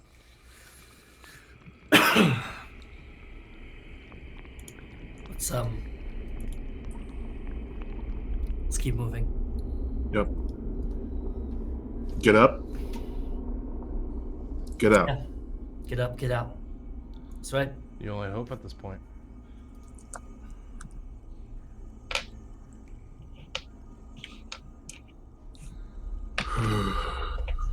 So what way do you proceed? Guess move towards the big metal temple. And try and get to a higher floor that might give us access to a higher pathway. Mm-hmm. Okay.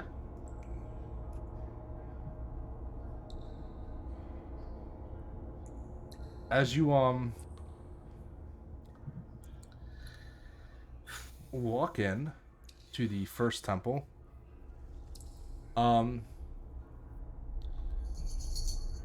you can see for a second the silence is broken up by the sound of a staticky radio. You hear white noise begin to play. Which direction? Within the temple. This is most definitely a lab. Going to quietly move and try to sneak up. As you kind of come in, you come into almost like an entrance area that looks to have been hastily put together. It's like no tables or furnitures, but you see one of the kind of there's little indents, almost like shelving units that are built into the wall that have been carved in. And next to it, you can hear the radio static, but through it you can hear music. You hear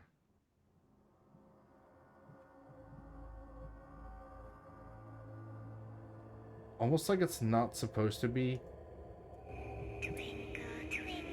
it's not supposed to be that creepy, but because radio is partially broken and it's echoing throughout here.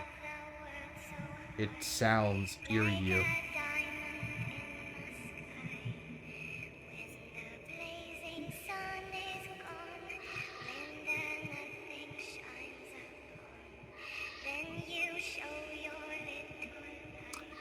Can I go turn the radio off? And as you bring the light to turn the radio off, you come across something.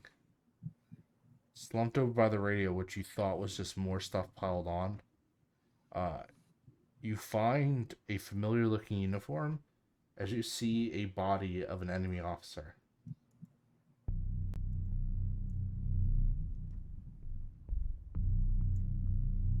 He's slumped over that you don't see what like you can see his back. He doesn't seem to be moving. In Italian, in Hungarian. Yeah, Austro-Hungarian.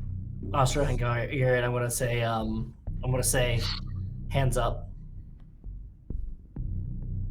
He doesn't respond. And I poke him with the barrel of the gun. No response. Your body, his body moves a bit, like you physically move it, but and it clatters to the floor as it finally loses its grip off the scale, the shelving, and just collapses, splaying out, arms spread eagle. As you can see, that whatever killed this man seems to be a huge chest wound. As literally there is a giant hole in his chest, like it's been caved, not even caved in, like it's been caved out. Did he lay on a mortar? No, see this? And I point a little bit. Yeah. It's like something came out of him. Give me a give me an empathy plus medical aid, please. Gotcha, I just want to see if you're able to, if you're just saying that off conjecture, or you might actually have proof for that. That's a 6. 1 6. Any stress? No stress. Okay. 2 and a 4. You are both going to take another stress die because you just have found a pretty mutilated body. As you look through, you're like, yeah, it kind of looks like it might have been a grenade, but if he had swallowed the grenade. It's like he swallowed an explosive and it... What?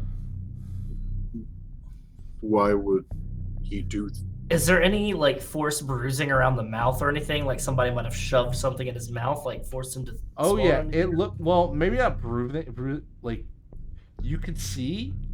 if you open his mouth, check the dental records, as it were, several of his teeth have been knocked out, and there seems to be some sort of signs of trauma on his neck.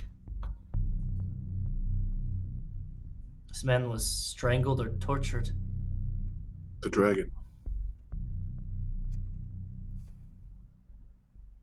Do you think maybe the dragon is one of our own?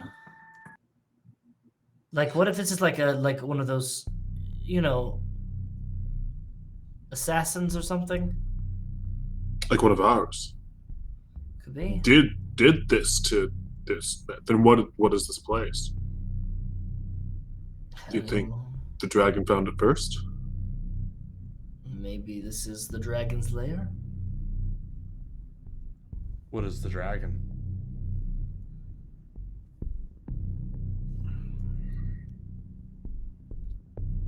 Let's just...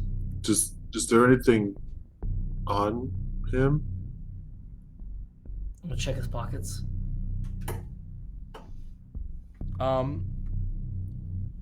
You can, when you check his pockets, you find walkies, or communicate, like short range communication device, as it were. You find guns for a foreign bullet because they don't use the same rifling as you. The weapon seems to have been taken wherever it is. And you do find like a scratch scratch paper in there, like crumpled up in his hand. Go ahead and grab it. And as you look, it almost looks like a rudimentary drawing of a spider.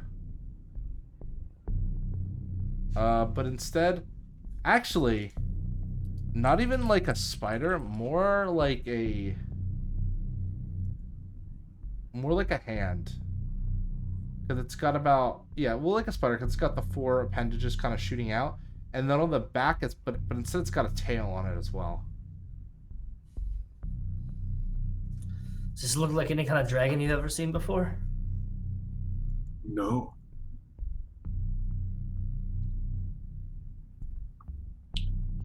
I'm starting to think that maybe the dragon isn't a person. What could it possibly be? Just holds up the paper. We're the ones that inflicted that back there. I don't know. Let's just get out of this cave. The radio, is it like a radio that plays music, or is it like a radio, like a ham radio? It's like a radio that plays music, probably might have been a ham radio, just long destination, probably just for entertainment. It looks like to you that this dude probably found this place and tried to settle in for the night. We shouldn't stay here. No, up and out. Up and out. Let's keep moving through. See if we can come out the other side of this structure and find a tunnel out of here. Pistols out at this point. Because these hallways don't look long enough for a rifle. Yep. Do the same. You can notice as you kind of go through the little rooms and hallways, that they're on the sides of it. Like the rooms are actually, the sides are hollowed out, almost like there's little ventilation systems that have been built in to push stuff behind it, that seem to roam across the entire room, line across the rooms.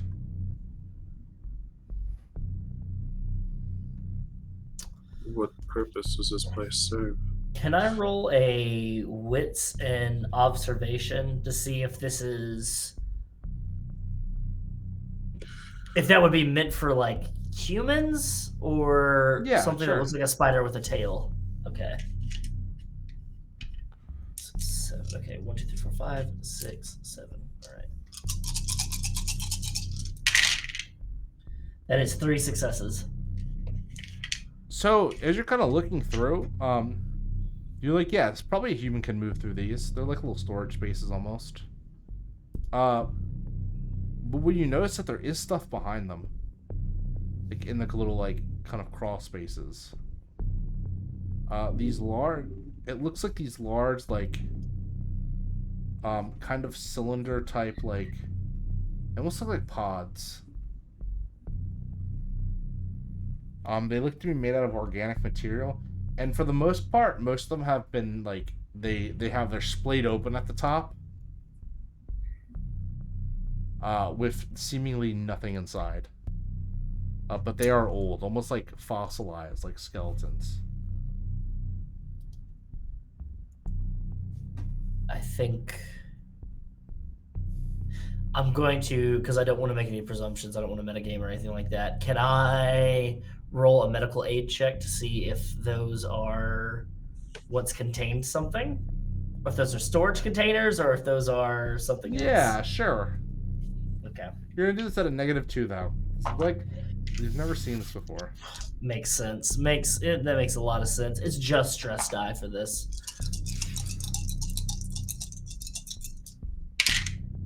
No successes, but no ones. No ones. Sometimes that's all you can ask for. Giovanni, what are you doing? Scoping away up. The more he tries to figure this place out, the less it makes sense. And this place does not make a lot of sense to you. The only thing that makes sense to him right now is making it out of this mountain and getting to that village. So he's trying to scope a staircase, a ladder, Just something. something to go up. A hole. Within. Yeah, a hole in the ceiling that we can figure a way up into. Actually, kind of like assisted by Domenico, you are able to see that there are like holes in the ceiling. And like with enough footing, you could easily climb through one of these.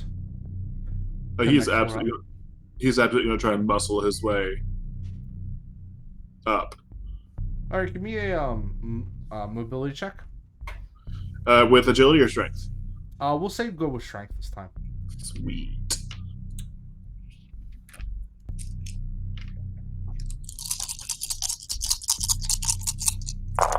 Chunky roll. You can hear it. 3 6s and no stress.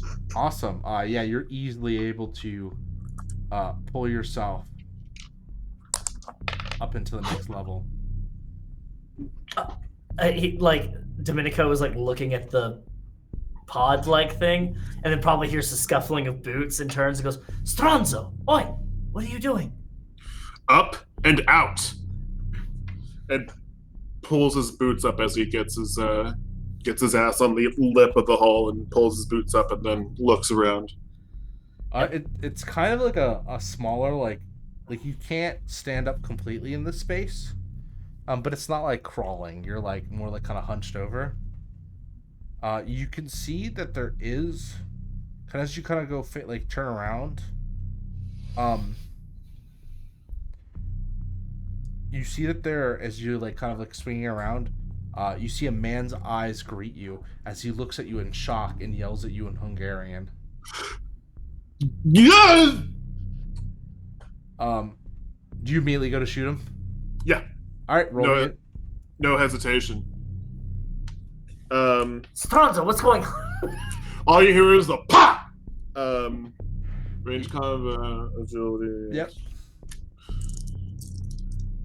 And then stress. 1 success, no stress. You pop him. It's close quarter, and you watch you kind of like your ears hurt because it's inside, and the noise goes everywhere, and it's loud. As you feel the kind of metal give way beneath you, and you both drop out onto the floor. The man is, because of the way he is struck right in the face, he slumps over and dies, not before spasming, clutching not his head, but his chest. Giovanni's scrambling backwards. Domenico's like, "What the fuck? What the fuck, Davanzo?" And turn around, he's right there.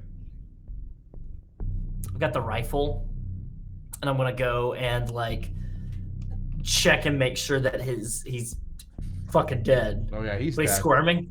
But it, like, No, he was squirming at the moment of his death, but he's still now. are you okay? He's dead as a doorknob. Yeah. Right. Let's not climb up any holes or anything. Let's just find a door out of here, and I'm gonna help him up. There's probably more of them in here. They probably know that we're here. Yeah.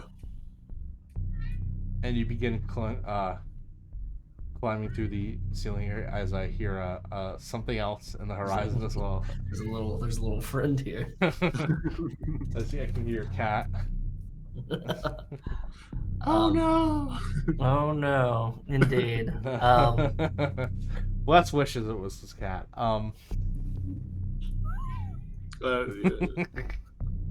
So you said the guy was holding his stomach as he fell. Yeah, his His chest. chest? Mhm. Okay, so Giovanni isn't the brightest, but he's taken enough shots to know how this goes.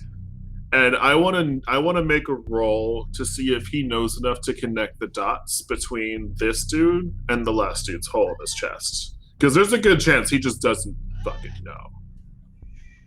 But I feel like there is enough potential correlation to put it together. If he has the brains for it. I feel like I'd just give that to you. You'd be like, yeah, something's going on here, and you're not sure what it is. Yeah, he's like his chest. He held his chest, but his face. Does he have what the other... Is he going to explode?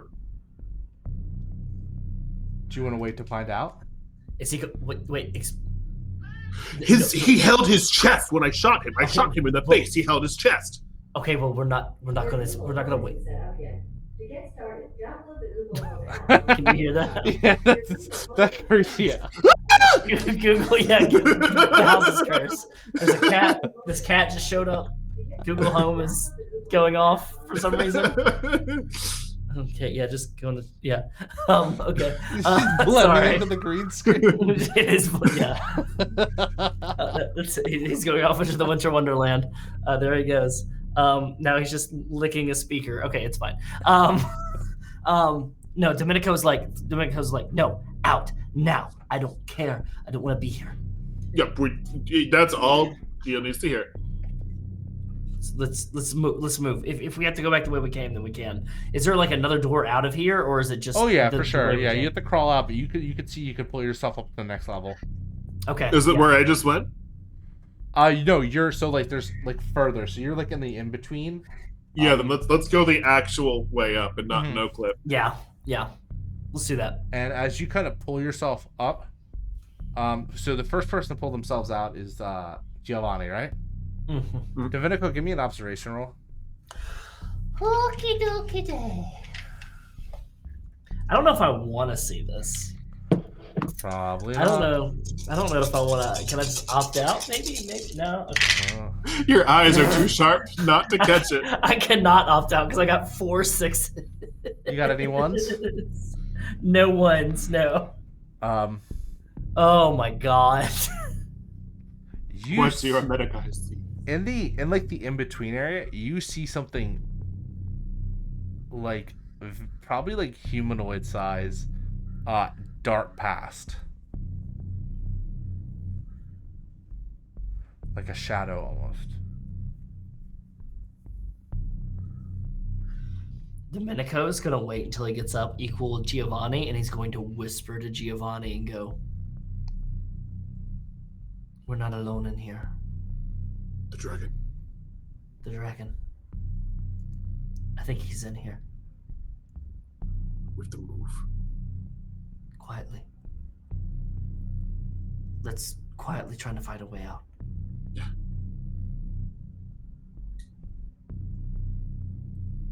Both of you give me mobility and agility rolls to see if you can. Because you're trying just to sneak out. Mm-hmm.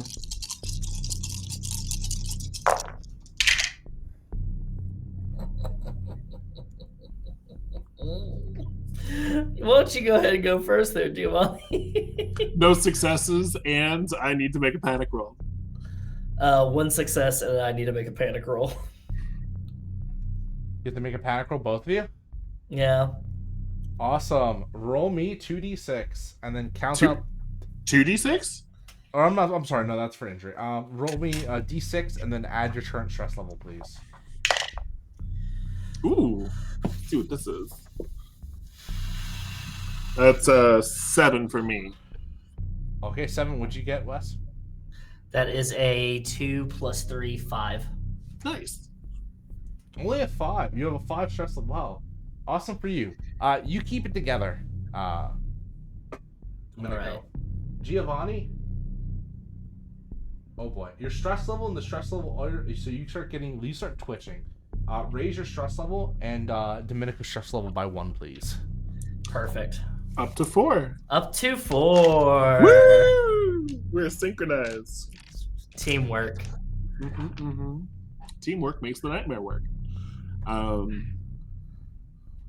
Yeah, so I think it's like it's probably something with his fingers. Like he's probably like just something tactile, something idle that is absolutely not helping his attempt to be silent. Tap your thigh if you have to. Don't snap. Just tap your thigh. Do something. And then how many anything else. successes was it total between the both of you? So 1 and 0. 1 and 1. So as you're trying to sneak up, and you are like starting to climb onto the next ledge,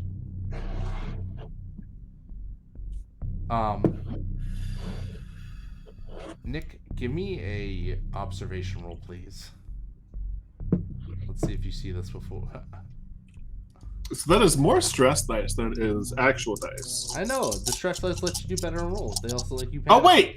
I didn't realize the stress dice actually make you succeed. I had stress 6s before. Yeah, you can do Now I stress. know. Yeah. Stress. Now I know. Yeah. Thank you. Oh, that makes so much sense. It's fine. Okay, thank you. It's a good little system. Well, I have 1 success, and then you make a panic roll. Go ahead and make me a panic roll, please. I gotta love these panic rolls. It's a 10. 6 plus 4. This is actually very, very, very well in the moment. As you kind of pull yourself up, and as you pull yourself onto the ledge, you're met face to face with something. This thing almost looks like an insectoid. The way it has a carapace that you've seen like certain beetles have. It almost looks like an arbor knight of some sort, but it's irregular. Its head is elongated. Its skin is black as steel. And it's wet, like it's dripping with like some sort of fluid. And it looks like you, and it's hunched over, looking like if it stood up, it'd probably be almost as tall as you. And you can hear the swishing of a long tail that ends in a lance.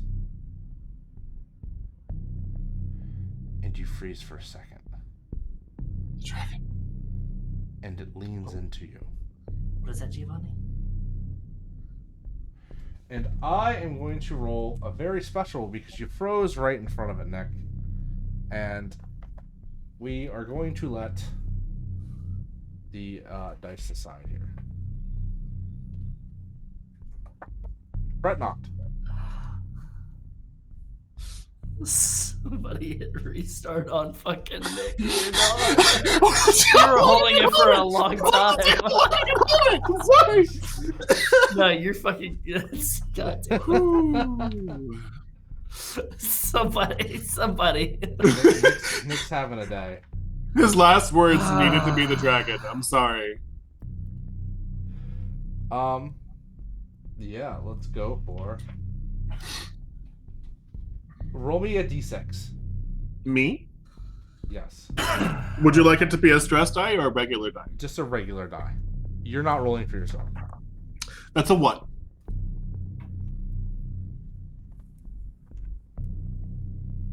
Awesome.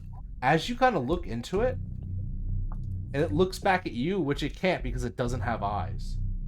It almost tilts its head as this creature pauses at you. You're immediately going to get another stress as you see this thing. It pauses and hisses quietly, so only you can hear it. It looks threatening. And at this point, you haven't, seen the, or Domenico has not seen what has happened. Okay. Giovanni, we're gonna move quietly. Is Giovanni able to move, or is he still in shock? Well, Domenico hasn't seen it yet. Giovanni, you're getting out of the freeze. He's gripping any part of Domenico he can so hard with fingers curled that nails. Are you go letting in. Are you letting yourself drop from the ledge? Because it's on the ledge with you. It's on the ledge with me? Yeah, so if And you it's could, staring at me face to face right you're now. pulling yourself up, and you pull yourself up into it, basically. So it's like you're still hanging on. And I'm below him, right? Yeah. I'm like, what's going on, Giovanni? Just squeezing him hard enough, and it's just I don't think he knows what to do. He'll try slowly lowering down. And I think in your panic, you probably just drop by accident. And Oh yeah, like you land on Domenico. What the fuck?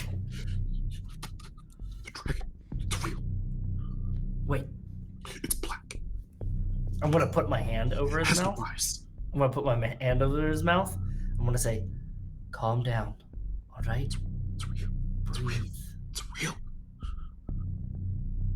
Wes, how do you tell him to calm down? So it's like, I'm gonna give him a command. I want to say, well, okay. So what's your position Okay. specifically? I'm like, 'Cause he's like he's when splayed on the ground. he's splayed on the ground. I'm going to kind of like get low, and I'm going to like put my hand over his mouth, and I'm going to get really low. Okay, so you're With not him? on top of him, right? You're not like No, I'm going to be side to side with him, and I'm going to be like, "Calm down, Giovanni. Shh."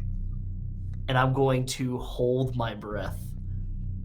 And because I'm a calm breather, I can breathe for a long amount of time. I can hold my breath for a long amount of time. I can breathe for an infinite amount of time, but I can hold my breath for a long amount of time. Do you look up? I do look up. You see this thing like a black predator in the night, and you hold your breath as it surveys around, as if trying to find you.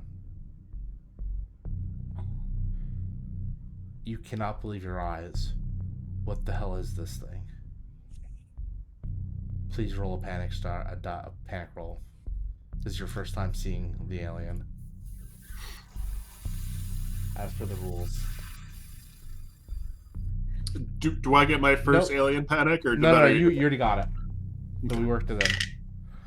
I roll the 1 and I have 4 stress, so fucking 5.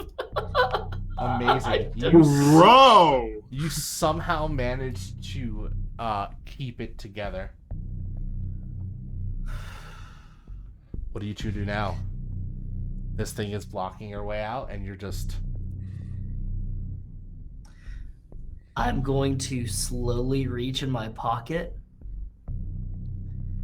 and I pull out something, and you see there it is a wind up toy.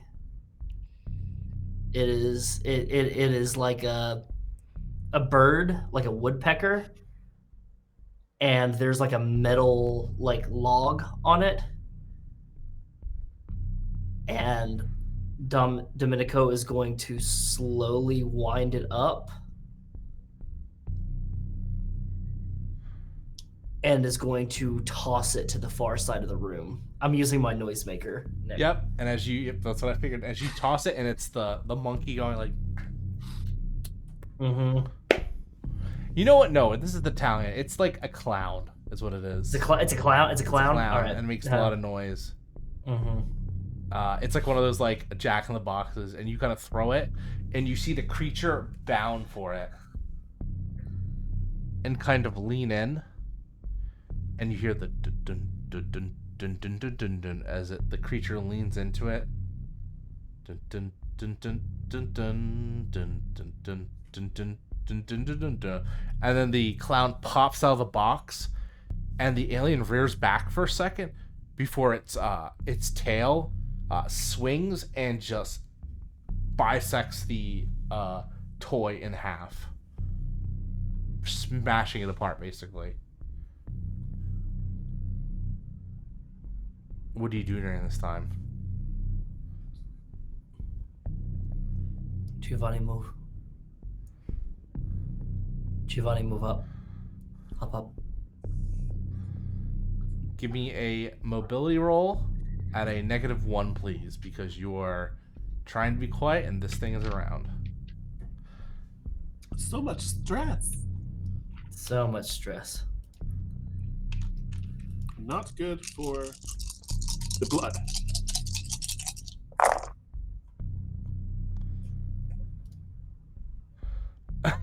What's that face mean? 1 success, and I need to make a panic roll. Make a panic roll. Maybe you'll do okay, and roll the minimal. I have to roll a 1 Okay. to not have an effect, I mean, and that's a 3. okay. So we're at 8. You start to tremble uncontrollably. All your skills for the scene for agility are going to be at a -2. But it doesn't cause any noise. And you like breathe heavily and you feel your body shake, but you pull yourself up because you got a success. And you kind of splay yourself out, like you keep low to the ground, like trying to be as small as the target as possible as you're inching your way like across the ground. I'm going to give him ample enough time. And then I'm going to attempt to climb up as well. Because you're gonna take a mobility roll as well, but you're gonna make it at a -2. Because you're taking the time, obviously, and this thing's attention isn't completely taken anymore.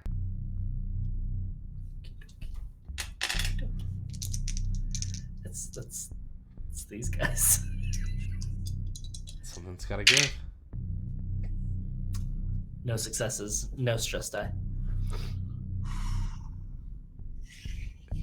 So you get up, and as you're like putting your last leg up, you feel the rocks give way and they crumble, and the creature strikes back and looks at you,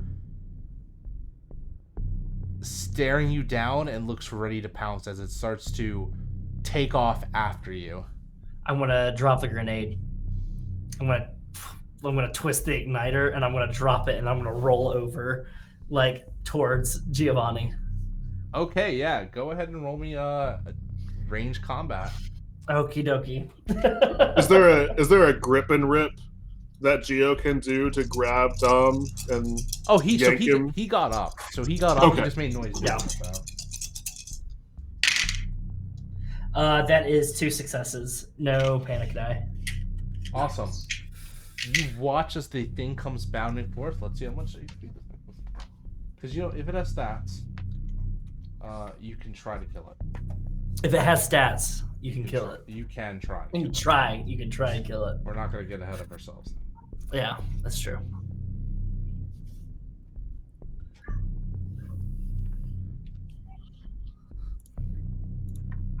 You do watch as the thing as it explodes, sending the creature to its side, tumbling down into the darkness. But does not to. It didn't seem to bleed. It didn't seem to have that much of a killing blow. Move, Giovanni. Oh, he is scrambling. Okay, Yeah. You guys are just booking it. We're booking it. Yeah. Yep. As you're Yep. kind of running through, you can hear something scrambling around as this thing has gotten its legs back and is chasing you, or is attempting to. You're not sure. Geo's shooting back You take behind them as they go. Yeah, go ahead and give me a range combat at a -2 because you're running and gunning. All right. We'll see if I get to trigger the fun thing. Okay. You know what the fun thing Yes, is. I do know what the fun thing is. But I've been waiting for it. You said -2? Yep. All right, so add 4, take the 2.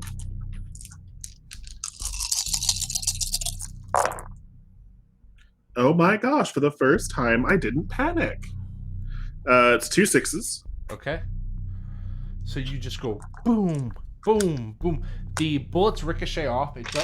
You're not sure if it hits it, but you do know that you don't hear the thing following you anymore. Mm-hmm. And I just want to see if there's any stunts I want to buy. I can't use the opponent makes a panic roll stunt, can I? Not for these creatures, no. Understood. Yeah. Aliens do not panic. They cause the panicking. That's fair. I figured I'd ask.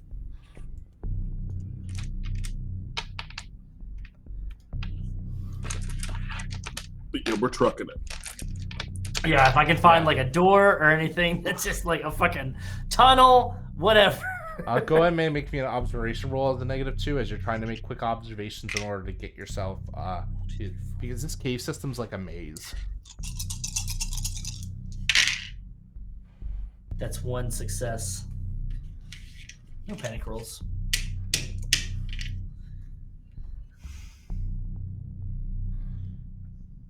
One success, no panic rolls. All right, so you tear your guys down, system that you think is the right path. You're running. And you can hear noises of not just one. You're not sure what it is. Something is scuffling around, like it's within the walls itself. As you're kind of running the tunnel, and you almost run across a huge gap. Now you can either stop or you can try to jump over this thing. We're jumping. You're jumping? We're jumping. Geo is 100% going for it. Yeah. All right. Fucking... You're making a -1 to this. This is a very important roll. I want you to give me an agility plus mobility one last time. We're we got the fucking Reeboks with the pumps on, baby, or the Pumas. I would like to ask potentially for strength, but if flat agility is just fine, or agility instead of just fine. We might get to strength. This is the flat agility for this roll, though. Understood. You said -1? Yep. Let's get that adrenaline Oh, pumping. you're trembling. Oh, that's right. I have -2. It's 1 success, 1 panic, bro. Yep. Took the dice away. Drop the panic dice. I'll just grab it. I'm at 5 stress, correct? Yes. Right. That's why I dropped the regular one. All right, so 2 successes for US. 1 success and 1 panic roll. Awesome. 3 successes. Yep. 2 panic rolls. All right, you just need to make one for just one on a basis. So both you make the panic roll as Wes. You clear it. Giovanni clears it and lands on the other side, like cleanly. Domenico, on the other hand, you hit the ledge and you're grab on with your dear life. Both of you roll your panic rolls for me, please. I got a 9. I got an 11. Of course, I get 6s now, right? Yeah. It's just Of course. You dropped your item. I'm gonna say you dropped your guns, Wes. Both of them? Yeah, you drop both your guns, Domenico. Fuck. As they go careening down into the drop. And so you got an 11, Nick? Mm-hmm. So you definitely need someone to help you pull off Domenico. But Giovanni, you got the panic roll. Seek cover. You must use your max action to move away from the danger and find a safe spot if possible.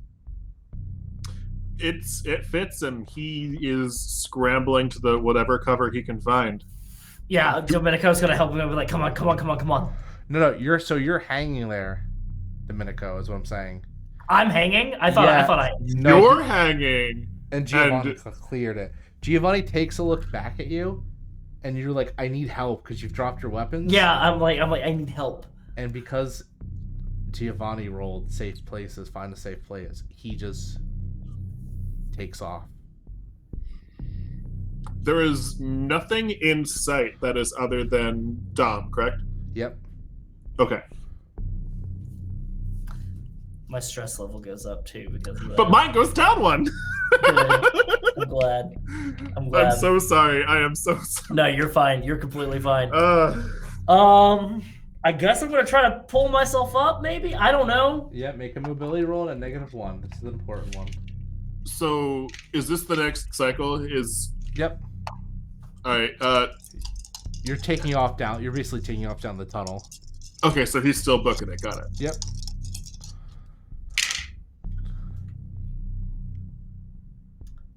Panic roll. No successes. No successes. You feel yourself trying to clamber. What's your panic roll, please? So I'm at 5 panic dice. Yep. 8. Oh my god. Oh my god. Tremble. You can't hold on any longer, and you feel yourself drop. And you just hear him say, Giovanni! Fuck! As he's just saying, fuck. And just like, you can hear him just... You drop. Roll me a 2d6, please, and tell me which each individual number is on it, Wes. Because this is definitely going to break you. 3. You said it's a 3? 3, and then a 6. The first one's a 3? Awesome. Yep. Oh, wow. Great. You break your arm on impact. Fuck! And just shit! Fuck! Just be glad it wasn't a 6. It wasn't the other way around, or this would be a very different Yeah, situation. it'd be a very different scene.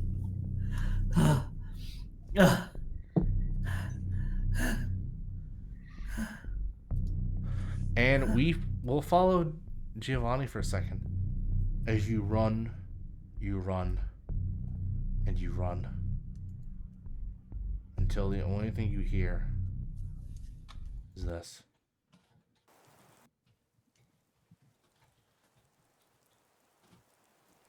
You hear the wind.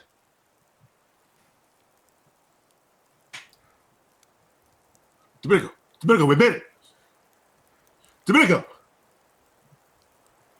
And you look back, and Domenico isn't there.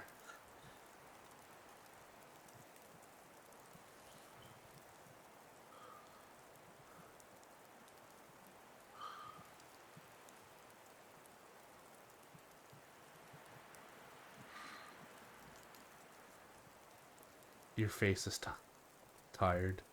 You feel the blood rushing. You're hungry. You're panicky. You can barely hold your weapon in your hand.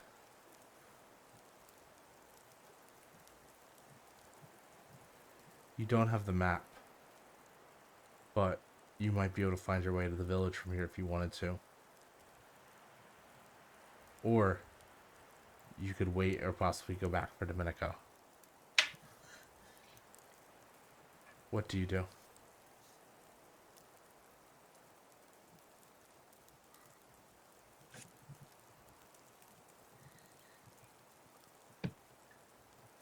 This is a real... It's beauty of one-shots. Yeah, his personal agenda is achieved. Will you read to the class what your personal agenda is, please? You signed up in order to fight for your homeland. You never thought the homeland would be fighting you.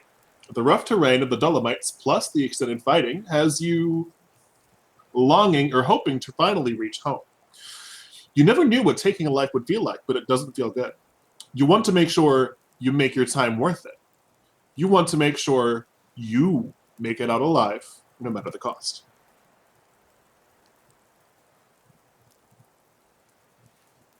And so, hearing the cries of Domenico possibly in the background, you bring your hood up and you let the snow guide you hopefully home, or hopefully to this village.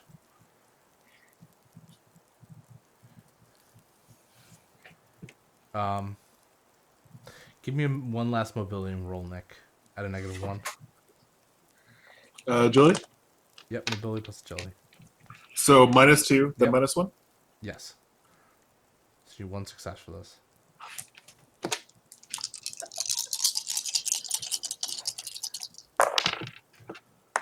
Don't worry about panics here. 1 success, 3 panics. Okay, don't worry about panics. Before frostbite takes you, you're able to find your way to the rallying point. It takes the rest of the day, but you make it there. They ask you what happened to the others. Dragon.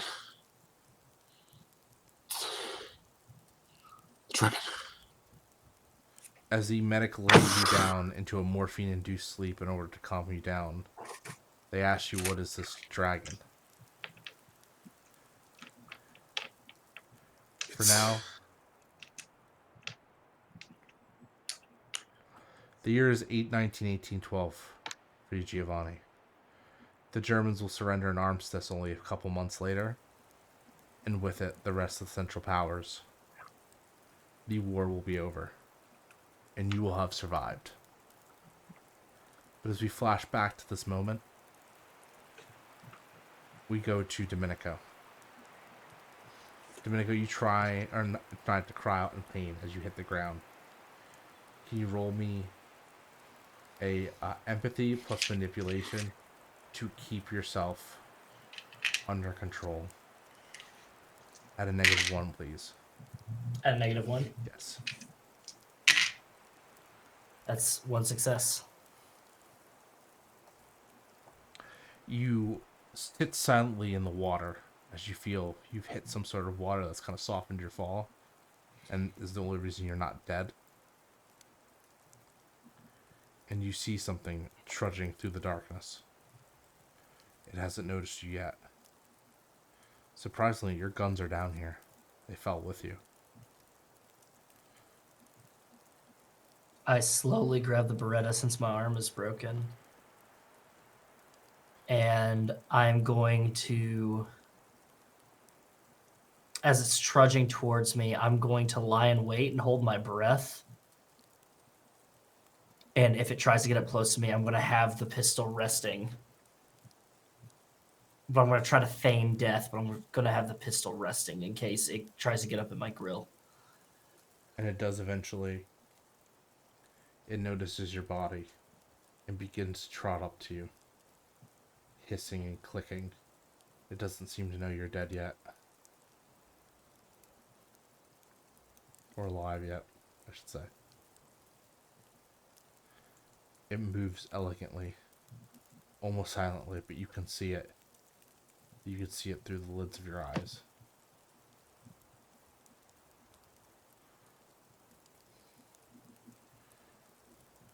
When it gets really, really close, I want it to get very close to me so I know that I don't miss.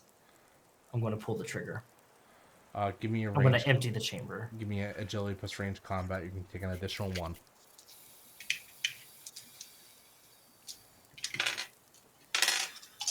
The more success, the better.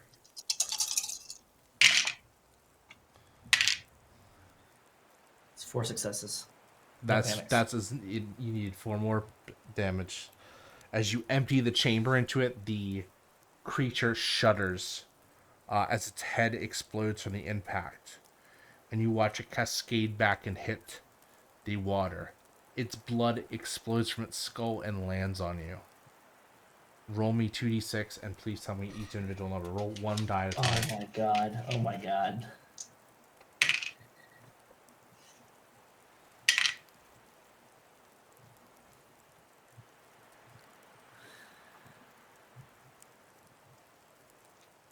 That is a 1 and a 5.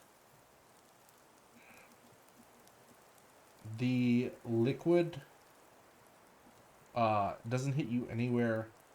It hits you slightly against your brow. Just a few drops, though. You manage to avoid most of the splash as blood starts to get into your eyes as you feel the burning of your skin lightly burn away for a few seconds.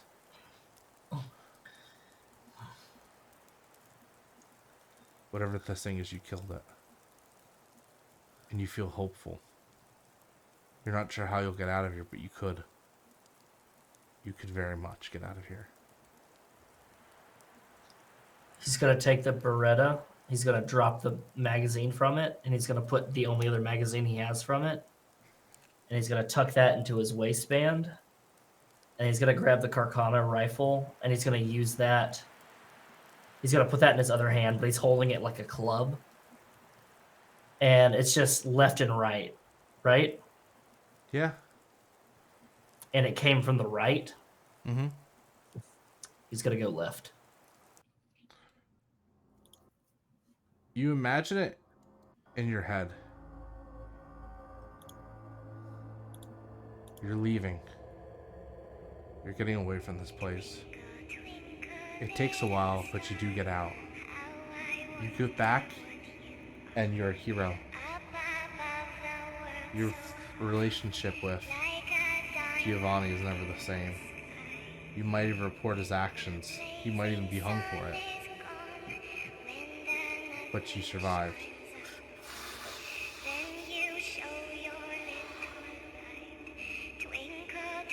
That would be the beautiful ending, would it not be? But it's not the ending you get as you round the corner. And you remember something. There were 2 bodies. As you come face to face with another one of those black creatures. And this time, you don't have any more bullets in your Beretta. It's unknown what happens to you, Domenico. But no one will find your body. And the only thing that'll happen is that years later, you'll be told as a very important side character in the story that is Giovanni's life. As he grows old and he talks to his kids.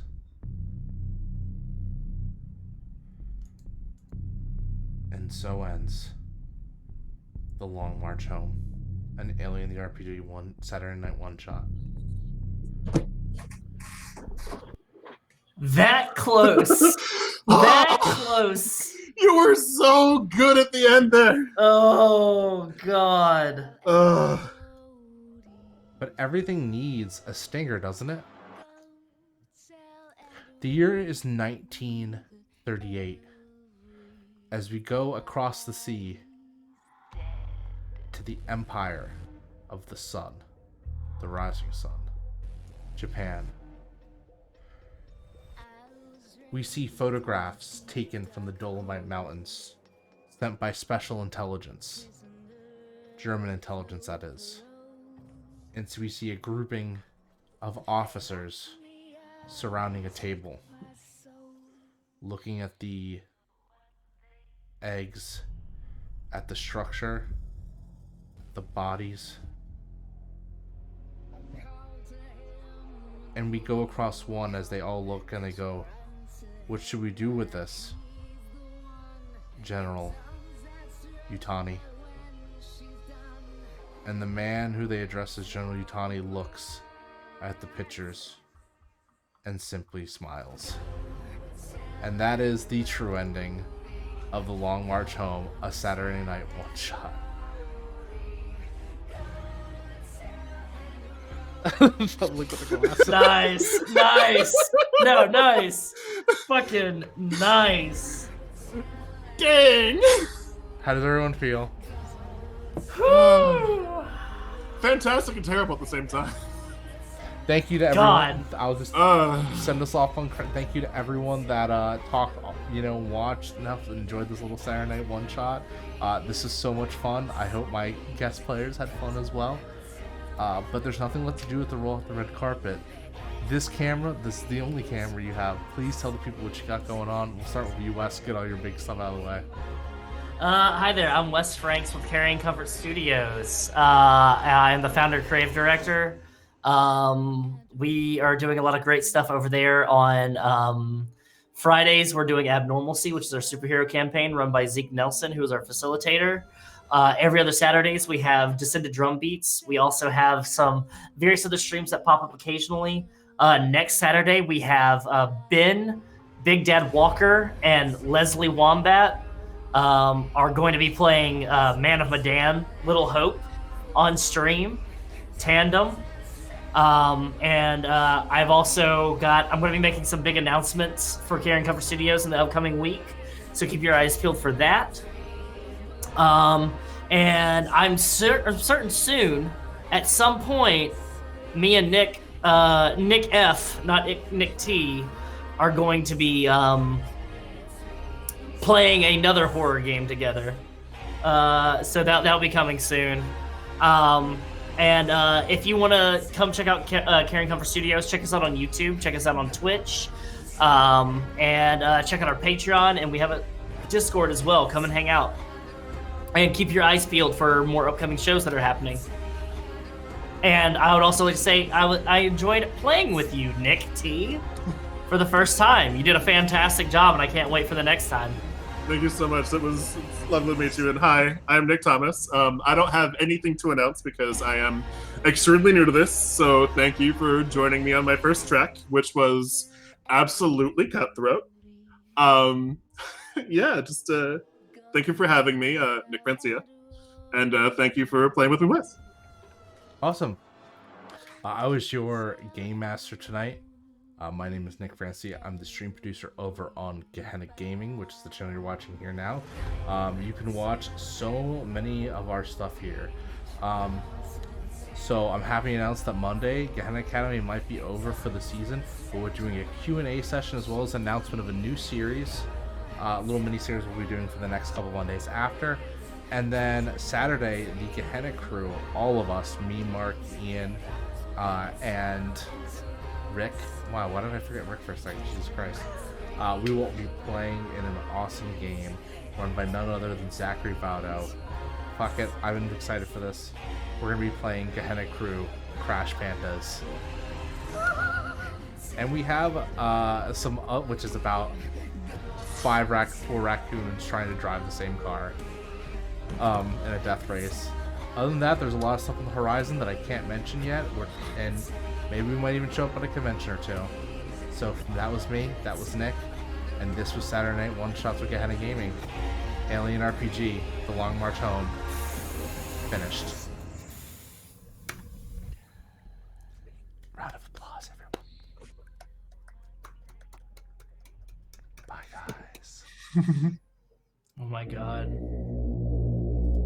Oh my god.